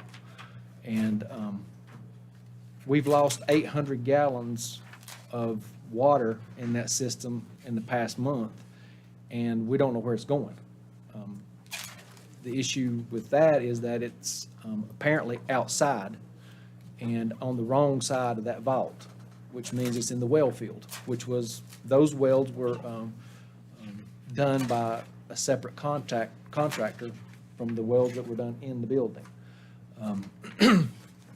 Mike Watson's been working with us, and we do have a way to isolate 10 welds at a time. There are 100 wells under the parking lot that are 400 feet deep. And we can isolate those wells at 10 cells, or 10 wells per cell, and hopefully isolate where that 800 gallons has gone through that process. Now, we also, Mike was over there this morning and did find a significant amount of corrosion in that vault, and preliminary indications are that the pH level of the water that's in that vault is around 4, which is significantly lower than we would have anticipated. So that's probably leading to the corrosion, but that's not, at this point, we don't think that's what's contributing to the loss of that 800 gallons over the last month. Now, the process of replacing all those welds in the building, we are able to do that out of our ESSER funding. That's an HVAC repair. If that well field is compromised significantly to the point that we can't repair it, that's a $1.2 million additional cost that we did not anticipate. We're hopeful that we can isolate the problem, and Mike thinks that there may be an option of addressing a leak of that size somehow chemically. So we'll see how that progresses, but that's the update that I can provide right now on that project. I think I saw it in here a while ago. Your 6 classrooms in East Franklin, is that still? Yeah, we're and after the conversation that we had yesterday regarding the renovations and expansion that will be submitted to the board regarding the Highlands project, I am more confident that the amount that we budgeted in ESSER for the 6 classrooms at East Franklin, based on what we heard yesterday, I think that we do have the funding to cover those 6 classrooms. The only concern, or not the only concern, but one major concern that I have at this point is that December of 2024 deadline with all of the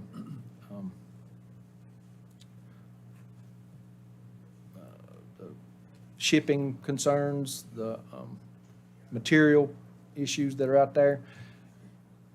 if we can, the sooner we can start on that project, the better I'll feel about having it completed by December of 2024. Does it have to be occupied by December 24th? The funds have to be expended. Pardon me? Expended. The funds have to be expended. Correct? On that geothermal field system at Iowa, you were talking about if we had to replace the wells. We're not going that route, are we? We wouldn't replace, I don't know how we'd do it. I don't know what. Please keep us apprised of that, because that was a bad, I would never have voted in favor of a geothermal unit that large. The savings, do you think there's ever been any savings generated from that? It's going to wind up being an expensive liability for us. It's hard to say. Yeah, Now, no way to compute it now. Not really. I will say, though, understand your concerns, and I certainly couldn't argue with those concerns. But I will say that we have the same MBI has the same HVAC system, geothermal. We've had zero problems with it. I can't explain why we're having all these issues at Iowa Valley. I'm hopeful that we can get these corrected. I'm hopeful that the issues that we're having on the well side of the vault will be an easier fix. I'm encouraged that we've had several leaks inside the building. To my knowledge, this is the first leak that we've had outside the building, but we have had zero leaks at MBI. Which is in your system. What's that? MBI is newer. No, actually, MBI is a little older. Oh, is it? Over Yeah. 2 years old. Oh, is it?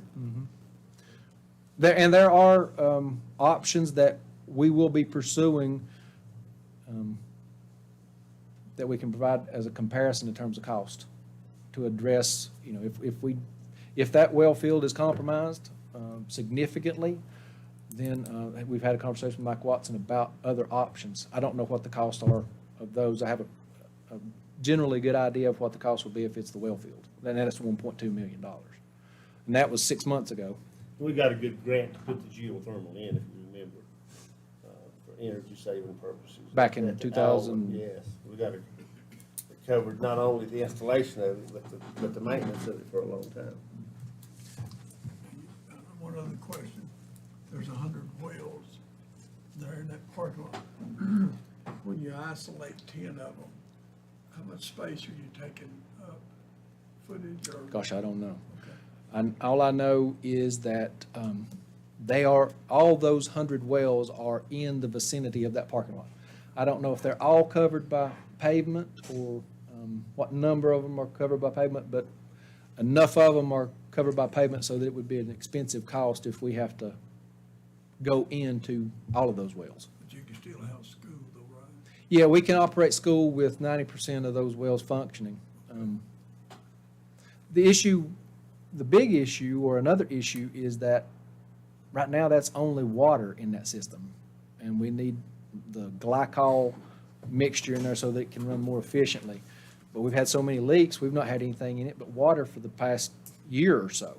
And There was so much water down there, Chris, if you remember, when they drilled those wells. The aquifer, they'd hit this aquifer, hit below we might have blown a hole in man's garage, we might have. And little things like that, it was just, even people was putting in, said they'd never, it must have a river running through it, so. But it's still working. yeah, it's able to heat and cool the building right now. It's not as efficient as it would be if we had glycol in the system. So if we get the leaks stopped and then get the glycol back in the system, it'll reduce the heating costs that we have right now. Some. Appreciate the time. Yeah, thank you. Thank you, Chris. Angie's going to talk about what the state budget, how the state budget has impacted the current year's budget as well as projections for next year.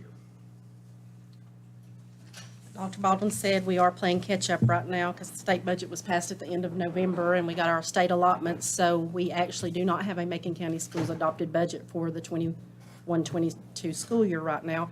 And here we are trying to plan for 22-23, as you all know. So we're behind, we're catching up, we're going to get there.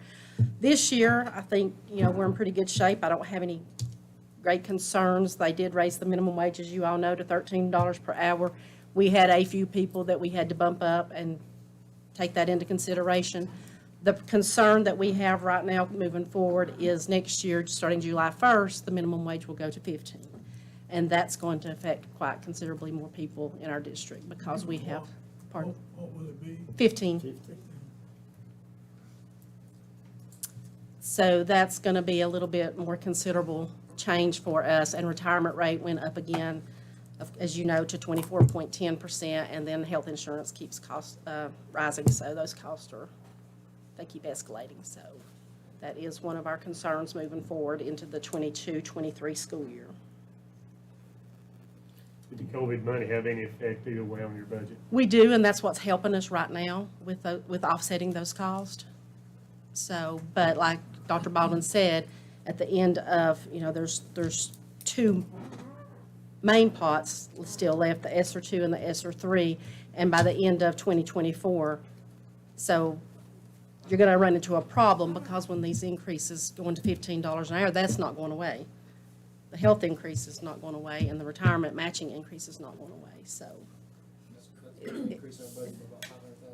It's going to be anywhere, I don't have actual numbers yet, but it's going to be anywhere between $400,000 and $500,000. And what percentage of the capital budget outlay that the county provided do you have left? Left, right now, we have quite a bit of it. 6 months in. We have encumbered most of it.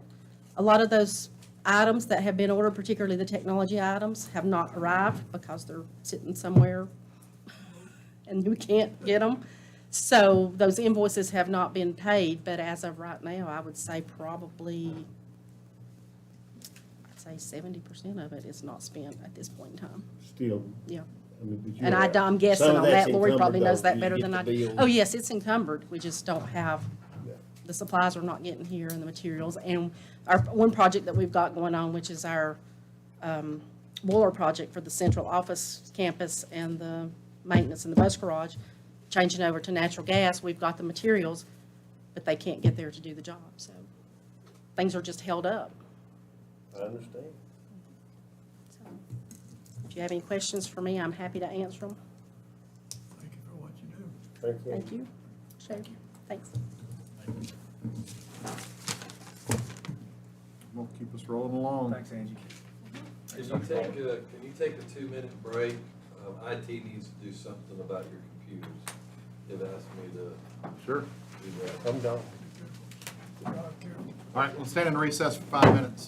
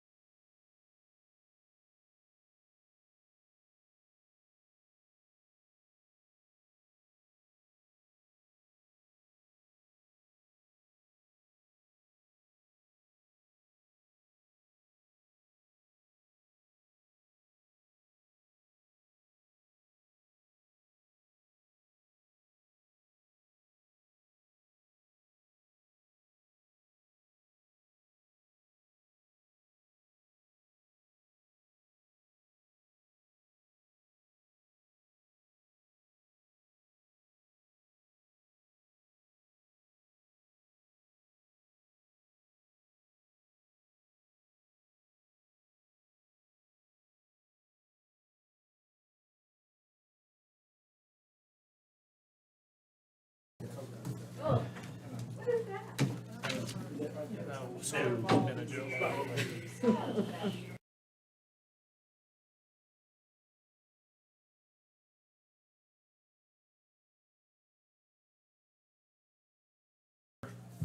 Abby, you ready? Discuss the 2023 revaluation. Revaluation, reappraisal, as the Department of Revenue likes to call it. Reappraisal, there we go. So, thank you for letting me give you a brief.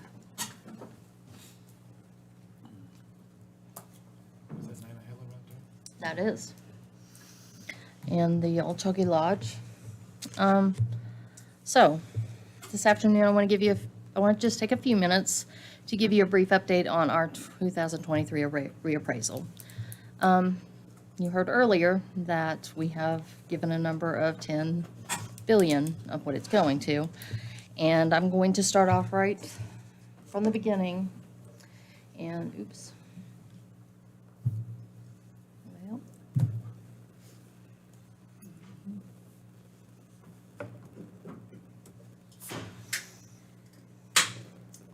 Give you this number, 11,100,000,000. This is an estimated only value. There's a lot of things in this that will affect this number, and the next 11 months is going to be crucial to how this number comes out. So, let me, well. You just hit the arrow key, Abby. The right arrow. Yeah, it's not. There you go. First of all, how do we come up with this number? Market value is the most probable price which a property will bring in a competitive and open market with both the buyer and seller motivated and informed. That's not the taxable value. But by North Carolina general statutes, we have to be at 100% market value. The taxable value is your assessed value, which in a perfect year, what according to the North Carolina statute, the assessed value and the market value is 100%. The taxable value takes your assessed value and it takes out any exemptions, exclusions, and deferments. And that number, the 11,100,000,000, is your motor vehicles, business, personal property, or personal property. That is only the real estate.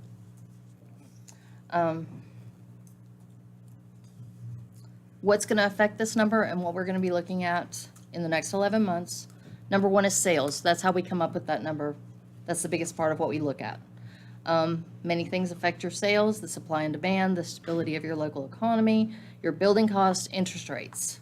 And then, of course, you have your exemptions, exclusion, deferments, which include age, disability, disabled veteran, your deferred properties, and then your exemptions, which are completely tax exempt. And lastly, your appeals, and your appeals won't come until after you've released these values to your taxpayers and they come in to appeal their value. Which, as I said here, it's around 4,285. It's 10% usually of the number of parcels you have. Sorry. When we look at sales, we look at qualified sales only. Qualified sales are not foreclosures. Sales related between related parties or subsidiaries, estate sales, bank liquidation sales, short sales, exchange of properties, life estates, and governmental, public utility lending and relocation sales. So when we're looking at the sales that we're looking at the qualified only. There's many more sales other than that, but they get excluded based on that criteria. The sales ratio comparison is a big part of how we look at our values and what we're doing in the current years. So for 2019, we're at 99.8. Your market value is 100%. So when you do a reevaluation, you want to be at that 100%. And if you look at 2020, we dropped 12, or is it 8%?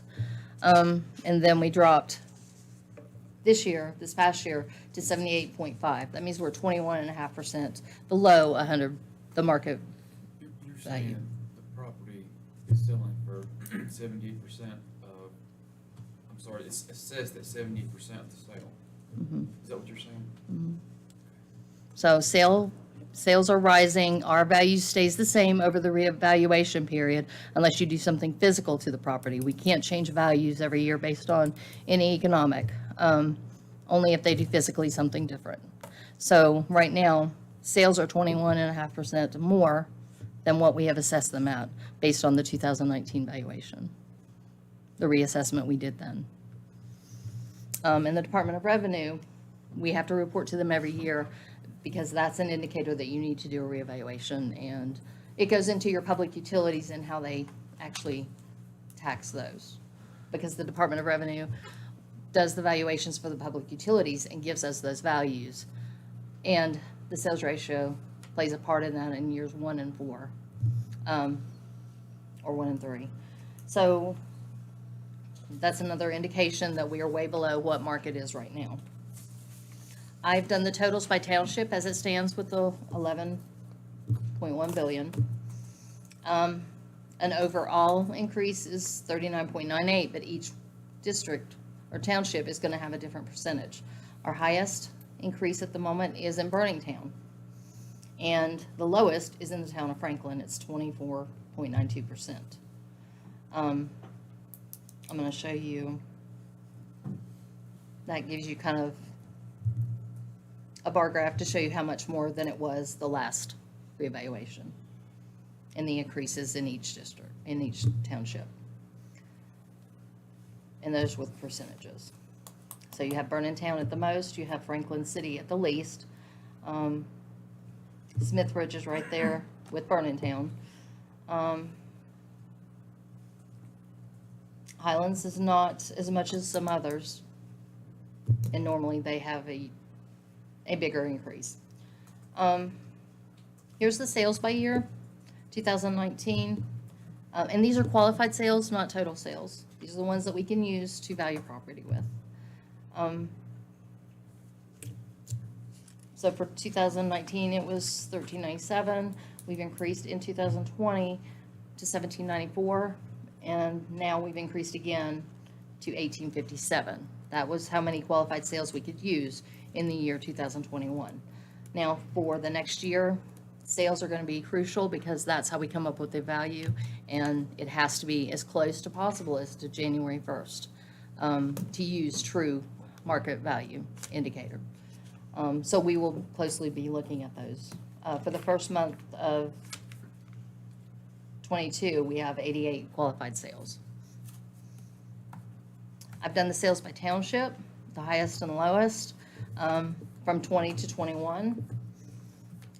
Most of the parcels have increased in the number of sales and how much their sales are. There's a couple that did not. But if you look at that, the first column will tell you how many parcels were sold for each year, and then the highest. So Burningtown had an increase in the highest, but they also had a decrease in the lowest. Our largest sale was for $5,500,000 in Highland City.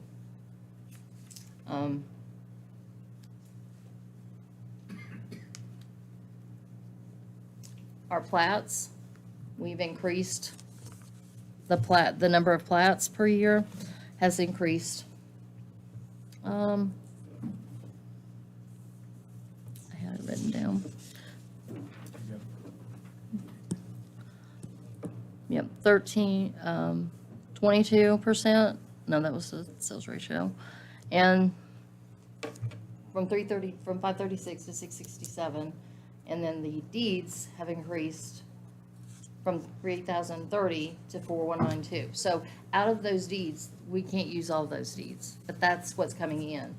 I was going to also tell you, in the plats recorded, that's a good indicator that people are breaking out property and developing, either merging or splitting, which can, but if you look at the number of, and I don't think I have that number on there, we only increased parcel value by 309 parcels. That's less than 1%. So even though it looks like we're, have a lot of plats recorded, more than we did last year, I'm not quite sure what they're doing with that, but we haven't increased a lot as far as growth in the county for the number of parcels. We're still basically at the less than 1% increase. So over the next 11 months, we're going to closely watch sales because that's what's going to give us the values that we're going to use to change that 11 billion number. We do field reviews on all improved sales. Any improvements will be captured. That gives us an indication of, you know, if we're missing anything, any structures, any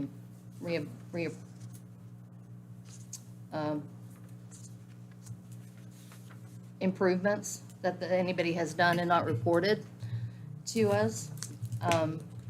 We do field reviews of all sales and by neighborhood to check for accuracy of data, to make sure our data is correct in that.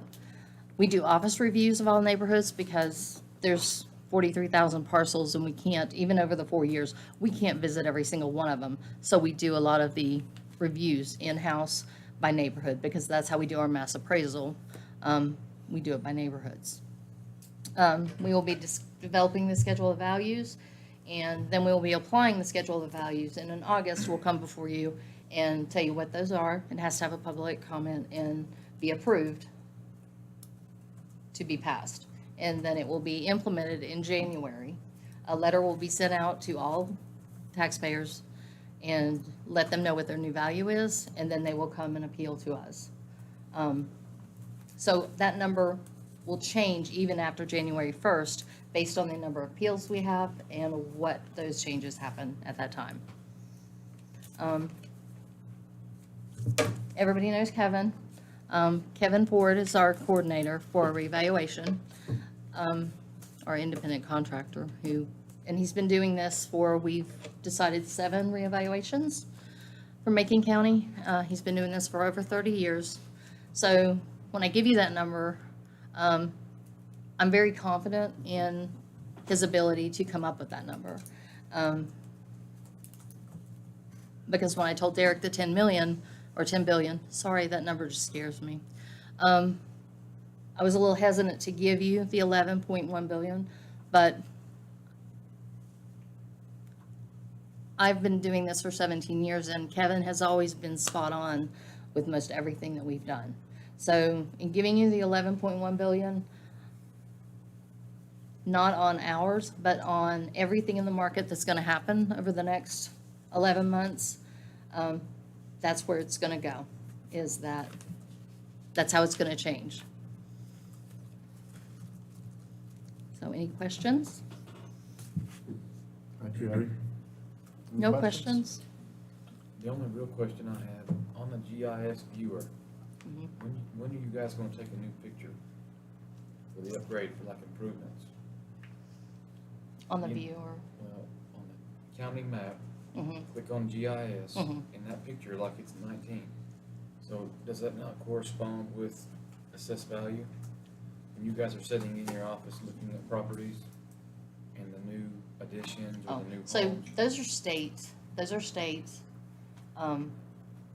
GIS maps.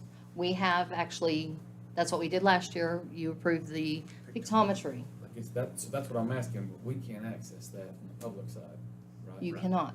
Okay, that was my question. And that is something that other counties do.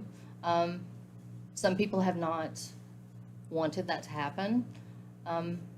We probably have the ability to do so that y'all can access it. We can access it through the website on our side so that's how we look at it. I mean, that's how we find that. I mean, the taxpayers paid for it. If we could let them access it, you know, I'd be all for that, but that's just my opinion. And that's fine. There was I some don't know if that reasoning. has to be approved by you Can't or, remember. What was the reasoning behind that? There was a reason that they weren't gonna be released. well, It was so like it's, Tax numbers were showing up or something. well, you can see tag numbers on cars. You can also see, the police and other people use that to try to, people can case buildings. different access points, and that was something I think that they had a concern about. I mean, you can do that with Google Earth.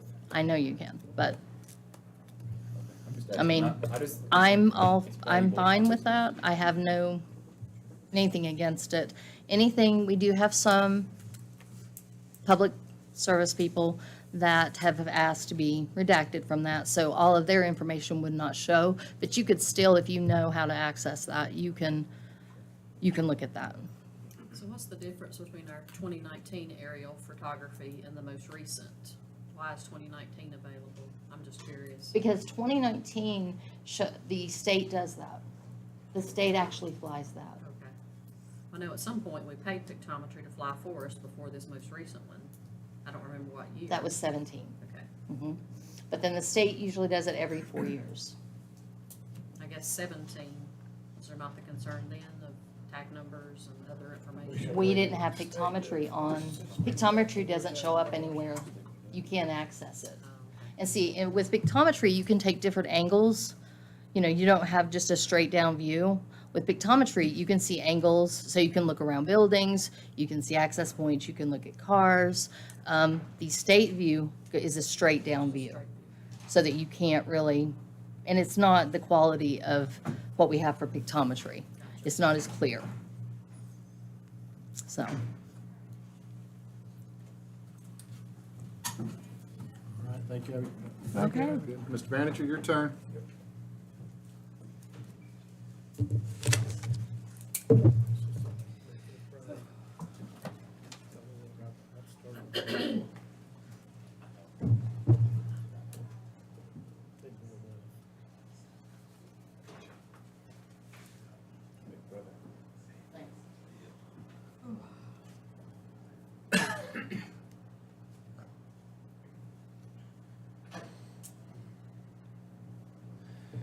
Okay, thank you, Mr. Chairman. This will, to a large extent, be very brief. My sermon's pretty much already been preached, but in that light, we'll start out, I just want to real briefly, looking at fiscal year '23, I want to take some time to look at the attributes, first of all, that make this organization great, as well as some of the areas that we can improve on internally to allow us to better accomplish our main objective, which is to provide high-quality services to the citizens in the most efficient manner possible. Also, in fiscal year '23, I want to look at some of the opportunities that are going to present themselves, many of which we've discussed already today, as well as some of the threats to accomplishing this objective in fiscal year '23. So saying that, we'll move right along. The number one strength, the most valuable asset this organization has is the county employees. I think that has become increasingly evident over the past 2 years in light of the COVID-19 pandemic. Not only do you have those county employees on the front lines, your EMS, your health department, and your sheriff's office that have led a first-class mitigation effort. What we've saw with during this time is that all county departments have came together to ensure that, number one, we remained open for business, and we never lost sight of that goal of providing those high-quality and efficient services. In terms of efficiency, for comparison, Macon County at 40 cents on the $100 of assessed value, we have the fourth lowest property tax rate in the state of North Carolina. So that just is another testament to not only are we providing these services effectively, we're providing them in an efficient manner as well. Strong financial position. We heard our auditors coming here in December. You heard your third-party financial advisors talk to you today. Lori's hit on it. I'm not going to keep harping on it, but we are in excellent financial position in Macon County. We've done an excellent job with that. We do it as good, if not better, than any rural county in the state of North Carolina, and I'm confident in that. We're prepared. We're prepared for the unexpected. You've heard alluded to our fund balance at 63% of budgeted expenditures. At $32.5 million, that leaves us well prepared for any unexpected emergency that we could encounter. We've heard, the local government commission requires 8% to be in your fund balance, but They just changed it recently, 25. They did just change that recently to 25%. We've heard thresholds of 25% today, but the feedback we received from our auditor, counties our size, in North Carolina with budgets less than $100 million maintain a fund balance of around 39%. That's just something to remember. We're also prepared for the expected. We've went over our capital improvement plan today, discussed our space needs analysis. So we've done a really great job at laying all the groundwork down that we need to not only ensure that this county can continue moving forward, accomplishing these critical capital projects, but we can also do so in a way that's not going to compromise our financial position. Last but not least, everything starts and ends with leadership. Everything starts and ends with you five gentlemen that sit up here. You have successfully navigated us through a pandemic. You've ensured that the citizens of Macon County continued receiving services. Most recently in the fiscal year 22 budget, you have put us in the best position, the most competitive position possible to be able to attract and retain high-quality employees through the implementation of the pay plan. And every county employee would just, again, like to express, and I can speak on their behalf, would like to express their gratitude toward that. And the financial position that we discussed earlier, that's a direct reflection of each and every one of your fiscal responsibility and how that you approach the seat that you're in. Weaknesses, I'm not going to call these weaknesses as much as areas that we could focus on to make a great organization better. We've discussed financial policies. That was one of the things when we went for a credit rating that our financial advisor had recommended. Of course, we've looked today at a lot of key metrics that we're knocking it out of the park on everything. It's important to put financial policies in place to establish thresholds for those metrics such as fund balance, for those metrics such as debt capacity, et cetera, that will ensure, again, that we've talked about a lot of capital projects today. We've heard a lot of big numbers today. And as we move forward with this, having those financial policies in place are going to ensure us that we can not only accomplish those projects, but we never lose sight of that strong financial position. Administrative efficiencies, we're looking to upgrade our human resources and finance software platform. That's going to allow us to streamline things like paperless personnel action forms and paperless timesheets that are really going to bring an efficiency into the administrative offices here in Macon County. Lastly, accountability and accessibility. I think a local government can never be accountable enough. I think we always have to continue to strive to find every way possible to be accountable to the citizens. Right now, as you'll recall, we're finishing up the 160D compliance with our attorney. We've been bringing all of our land use ordinances and making sure they're in compliance with that new 160D at the state level. In doing that, we've had an opportunity to thoroughly go through these ordinances, be sure we have the latest and greatest copies, be sure they're all up to date. I would like to take that a step further in fiscal year 23, put all those ordinances together and put them in a catalog web-based format where citizens can easily access those online. And I think we need to, internally as well, I think we could do a better job of telling our story. I think that moving into fiscal year 23, I would like to look into each department's and look at how they function, be able to catalog their inputs and outputs, and just see how efficient that every department is, and have a way to measure that and keep track of that moving forward, so we can easily answer any questions that anyone would have in terms of how efficient or how effective we operate, because we do that well. In terms of opportunities, we, as Abby has said, our tax base, of course, the reval will not take effect this year, but we do expect solid growth in the ad valorem tax base moving into fiscal year 23. In the current budget we're in, ad valorem tax accounts for 56% of the overall revenue, and we also could likely see another year of significant sales tax growth. That in this year's budget in fiscal year 22, that represents about 19% of our overall budget. Lori hit on that today. Through 4 months, we're at 15% above what we collected in the previous fiscal year. So we are tracking well. Want to bring to your attention the audit that we just got back for fiscal year '21. When you look at the sales tax collections in that audit of 11.1 million, that is 26% or $2.3 million above what we collected in fiscal year '20. Just to show you how unprecedented that is, how unprecedented, not 26% is unprecedented. The number like 15% is unprecedented. And why do I say that? When you look back at sales tax growth from fiscal year 13 through fiscal year 20, the average sales tax growth per year was 5%. So when we're talking about numbers like 15%, talking about numbers like 26%, yes, that's given us an opportunity today, but we have to remember that this is not what we've seen in 10 years. So it's always important to that we remember that. We've talked about additional revenue sources that could be pursued to help us accomplish some of these projects. In terms of state grant funds, broadband funding at the state level, we've had an in-depth conversation on that today.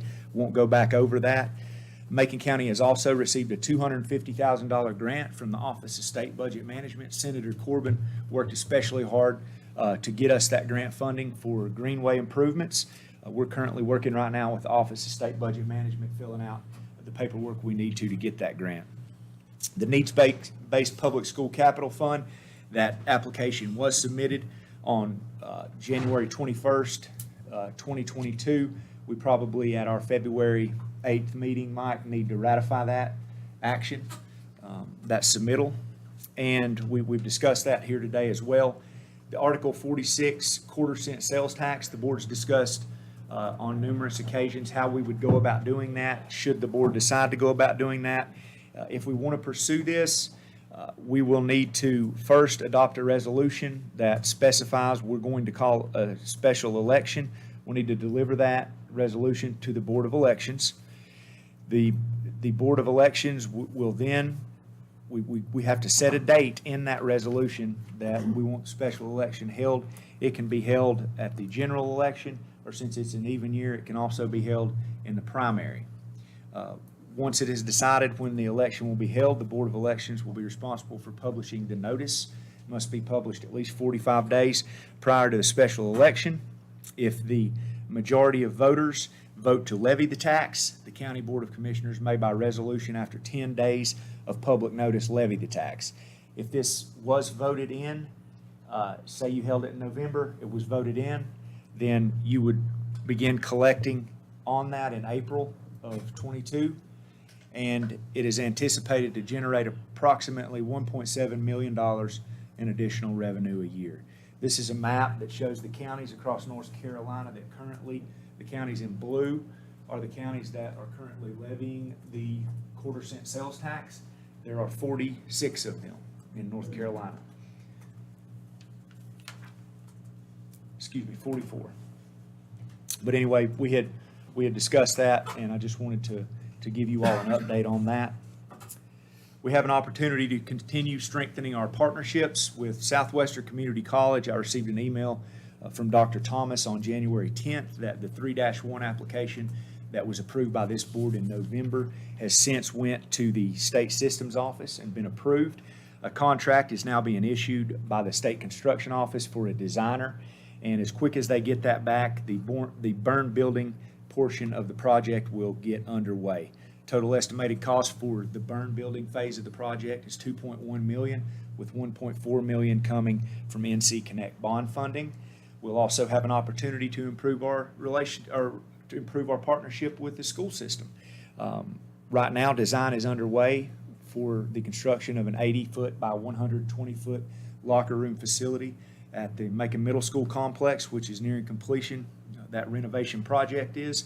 So design is currently underway for the locker room facility. We're anticipating it to be completed in April, and then the project can be placed out to bid. The current estimate for this facility is right at $2.4 million at this time. We're going to continue with the Broadband Committee. As Tommy has said, this committee has worked diligently. We have came a long way, and we're going to continue working to expand broadband to the unserved and underserved areas in Macon County. We're going to identify these areas, as you've heard, and we're going to continue building on the relationships we have with the local providers in Macon County to get these projects accomplished. We're going to work with them to any way we can, not only to identify the areas, but to seek grant funding to accomplish these. We're going to do whatever we need to do. A prime example, you heard Mr. Lee talk about it today, is what's going on in the Otto community right now.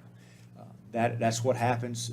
It's a beautiful example of a public-private partnership that's going to work and get some underserved and unserved people in Macon County the service that they need. Our partnership with the Fontana Regional Library and Nantahala community. We purchased $160,000 for property that was formerly known as the Bateman Store in June of fiscal year 21.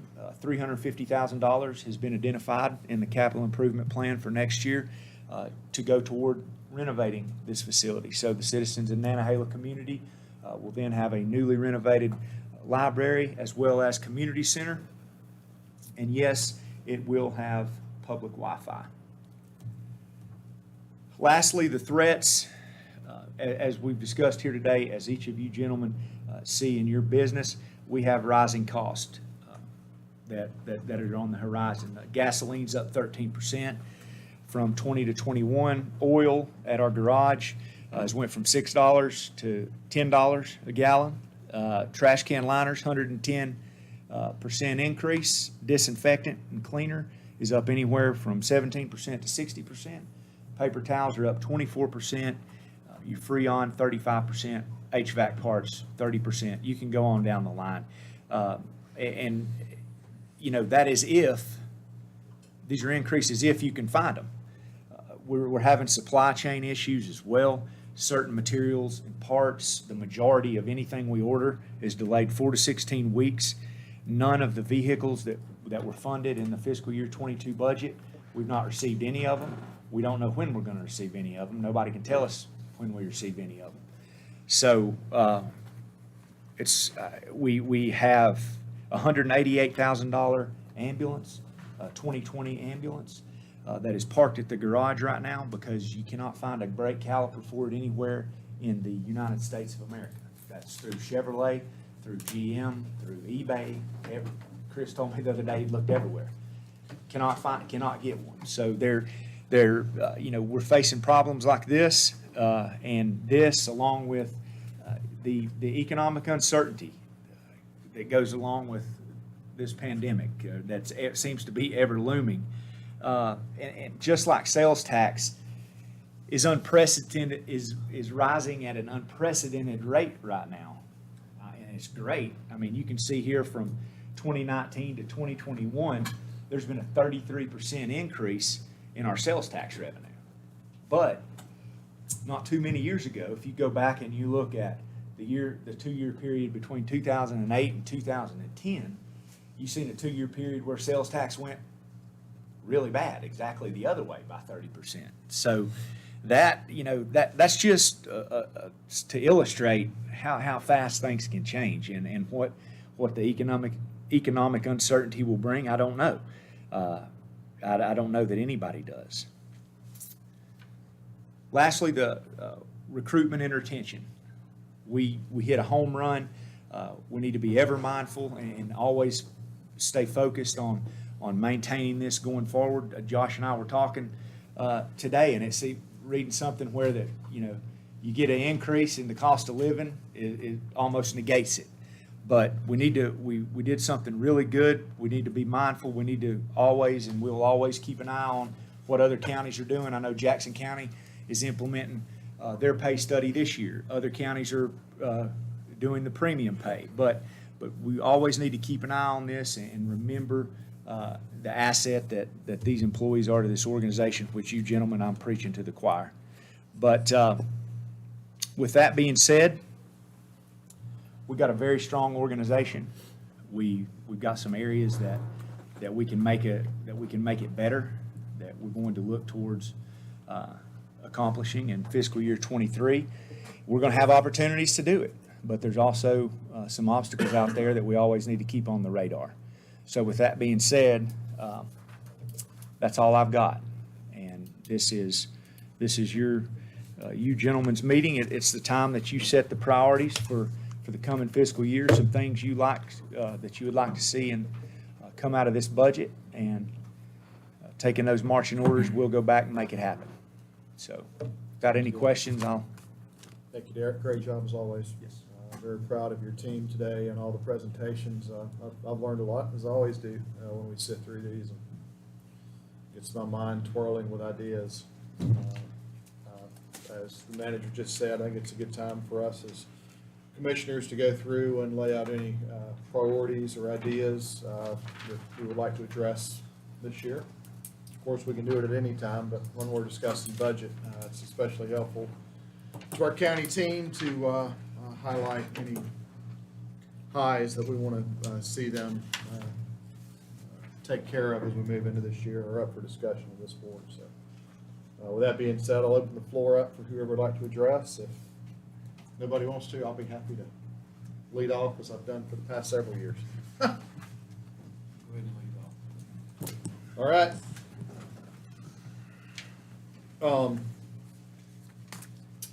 Mr. Manager, I guess you'll be taking notes on these or Yes, watching sir. video back on it.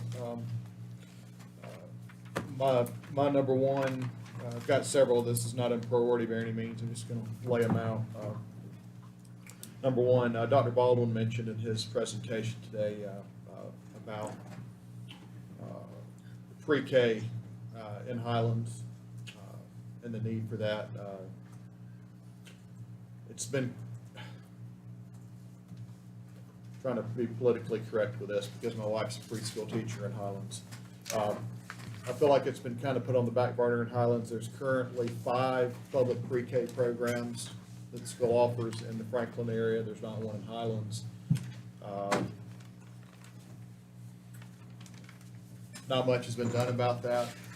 And so the Advanced Highlands Education Committee, the same group that went together and bought all of our students up there laptops and computers to help improve their education from fundraising, they've went ahead and hired an architect.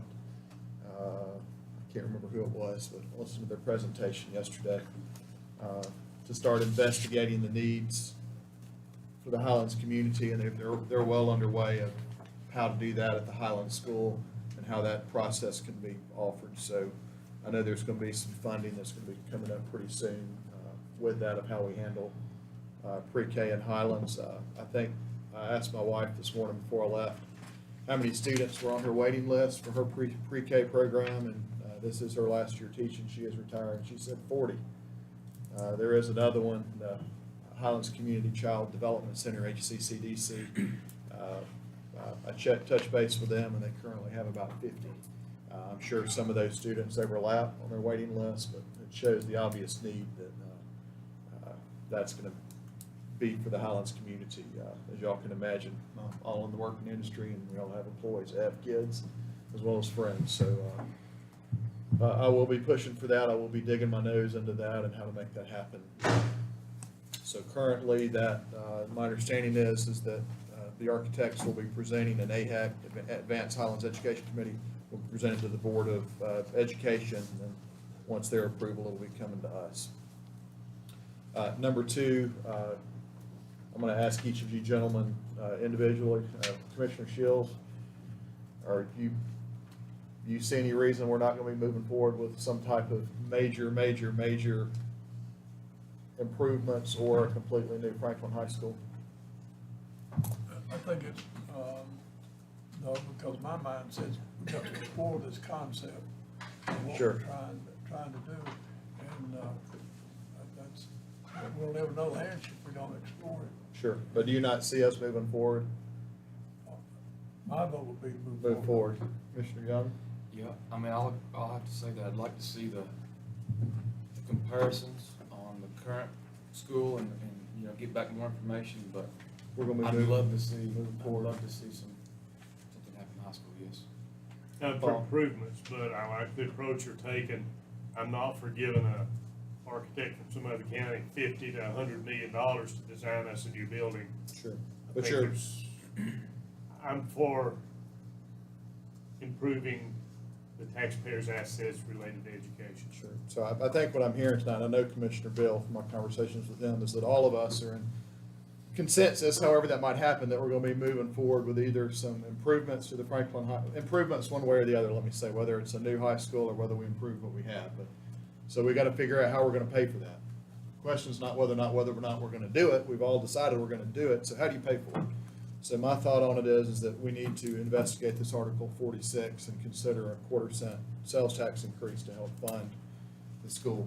To me, in my mind, 100%, I would rather help pay for that upgrades to the Franklin High School with sales tax and let people passing through our county help pay for it, versus laying it all on the backs of ad valorem and property taxes. So, of course, grant money is great, but I would much rather see this. Again, it's not whether or not are we gonna do it. It sounds like we're gonna do it. It's how do we pay for it? So, I personally would like to see us pursue Article 46 and get a 1/4 cent sales tax increase along with the other counties. Have they done it around us? And I think we sell it on the back of, we're gonna use 100% of that 1/4 cent in funds. I think we just heard you said it was gonna be roughly $1 million. 1.7. 1.7 of helping to help pay for the debt that we're gonna be assuming for that. Number 3, I'm just gonna piggyback on what the county manager said again, and that's, again, we don't sell a product at the county. We don't make tires, we don't make fishing poles, we don't sell products. Our products are county employees. I am so proud of our management team here for the pay plan and us in general for our leadership of taking care of our county employees moving forward. And I want to see us continue to do so in any way we can. As Derek said in his presentation, which I think was outstanding, the county employees are our greatest asset. And anything that we can do to help continue to take care of our county employees, I will be 100% in favor of to continue to do so. Sheriff, can you tell me how have you been doing as far as the pay plan helped? Have you been able to get some new hirees on?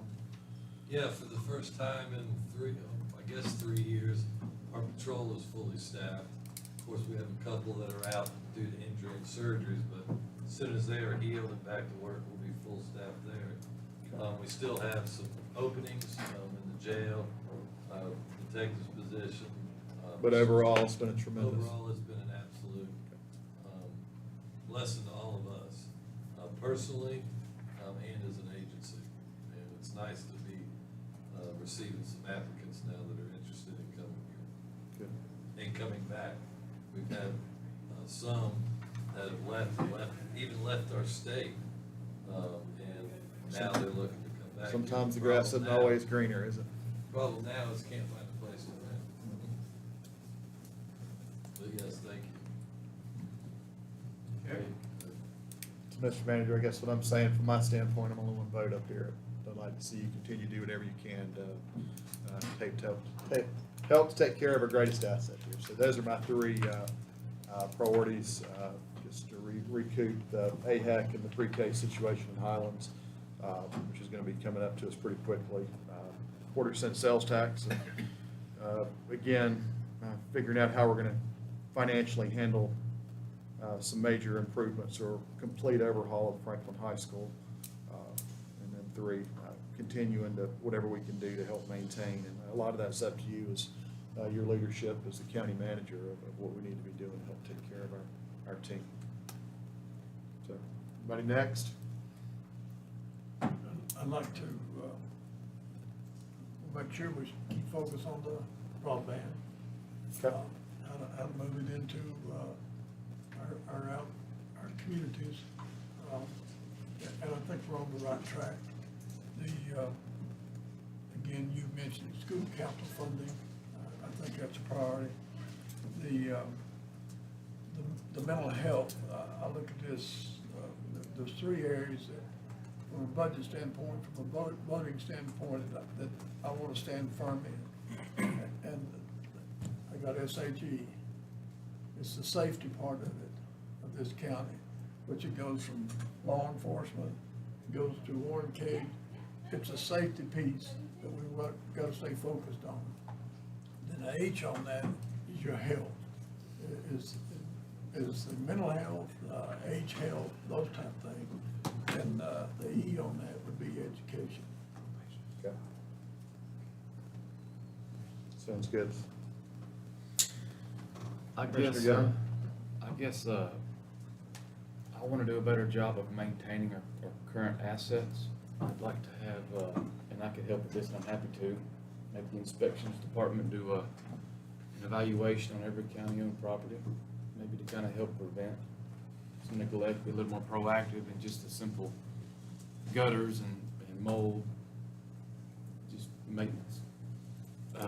Good point.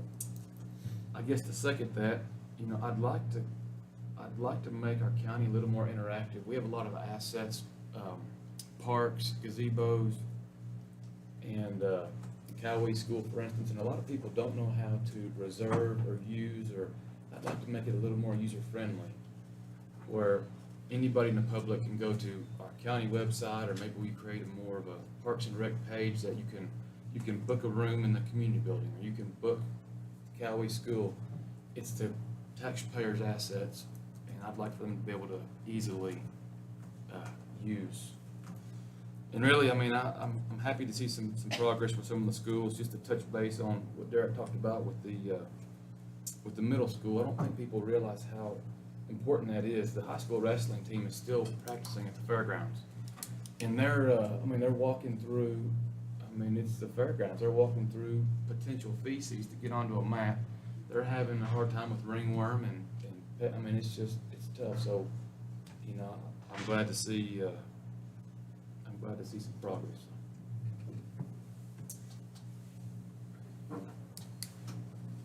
right. My statement is we need to be very cognizant of every decision we make during these economic times that we're living in now. Hopefully it ends in 2022 with another election, but we don't know that. But the average everyday taxpayer is pretty much maxed out on what they can afford right now. Your everyday working family. So let's just be cognizant of how we spend their money. I think we always are, and I just want to keep stressing that. And we're in uncertain economic times right now. I can add one thing. Are you through? Pardon? Are you through? Yeah. I want to go back to that article, 46, because I'm just not familiar with it. I understand Jackson County and how they did. And I hope we keep an emphasis on that. Because I think if you looked at that map of, we're about the only one that, within this region that does not have a quarter-cent sales tax. And as a trustee on the Southwestern Board, I knew that was an asset.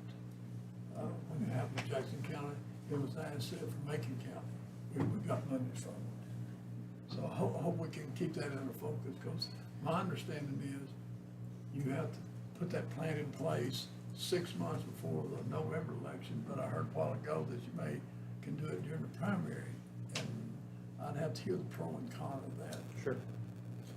I'm just parlaying on what Commissioner Higdon just said. I think him and I are somewhat on the same page there, and that's why I'm saying I would much rather see us handle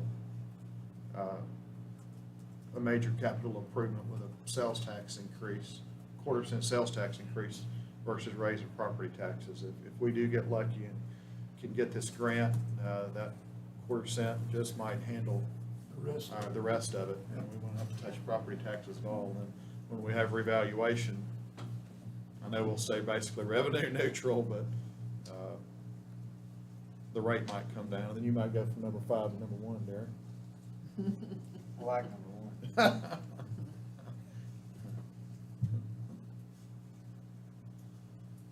To me, it just seems like the more prudent way to handle it, but if the county doesn't think so, it'd be put on their backs, and the county doesn't think so, so we can do it another way. We should definitely pursue it. Again, it's not whether or not we do it, but how we do it. So I think it's a shared tax. A lot of people, when they come to visit and everything, it's a tax that touches everybody. Good. Anything else, commissioners? Any reason, I don't think there's any reason for a closed session. A brief 5-minute, Derek, I talked about. Okay. reasoning? Personnel. Are we gonna have any action coming out of it? No, we'll call our attorney on the phone. Okay, so we're gonna, go into, closed session, potentially into closed session for a personnel issue. We will not be taking any action. We will be adjourning tonight after this meeting, and we will be meeting next Tuesday night at 6 PM for our regular scheduled meeting. We'll get a motion to go into closed session. Motion by Commissioner Shields, second by Commissioner Young, all in favor? Aye.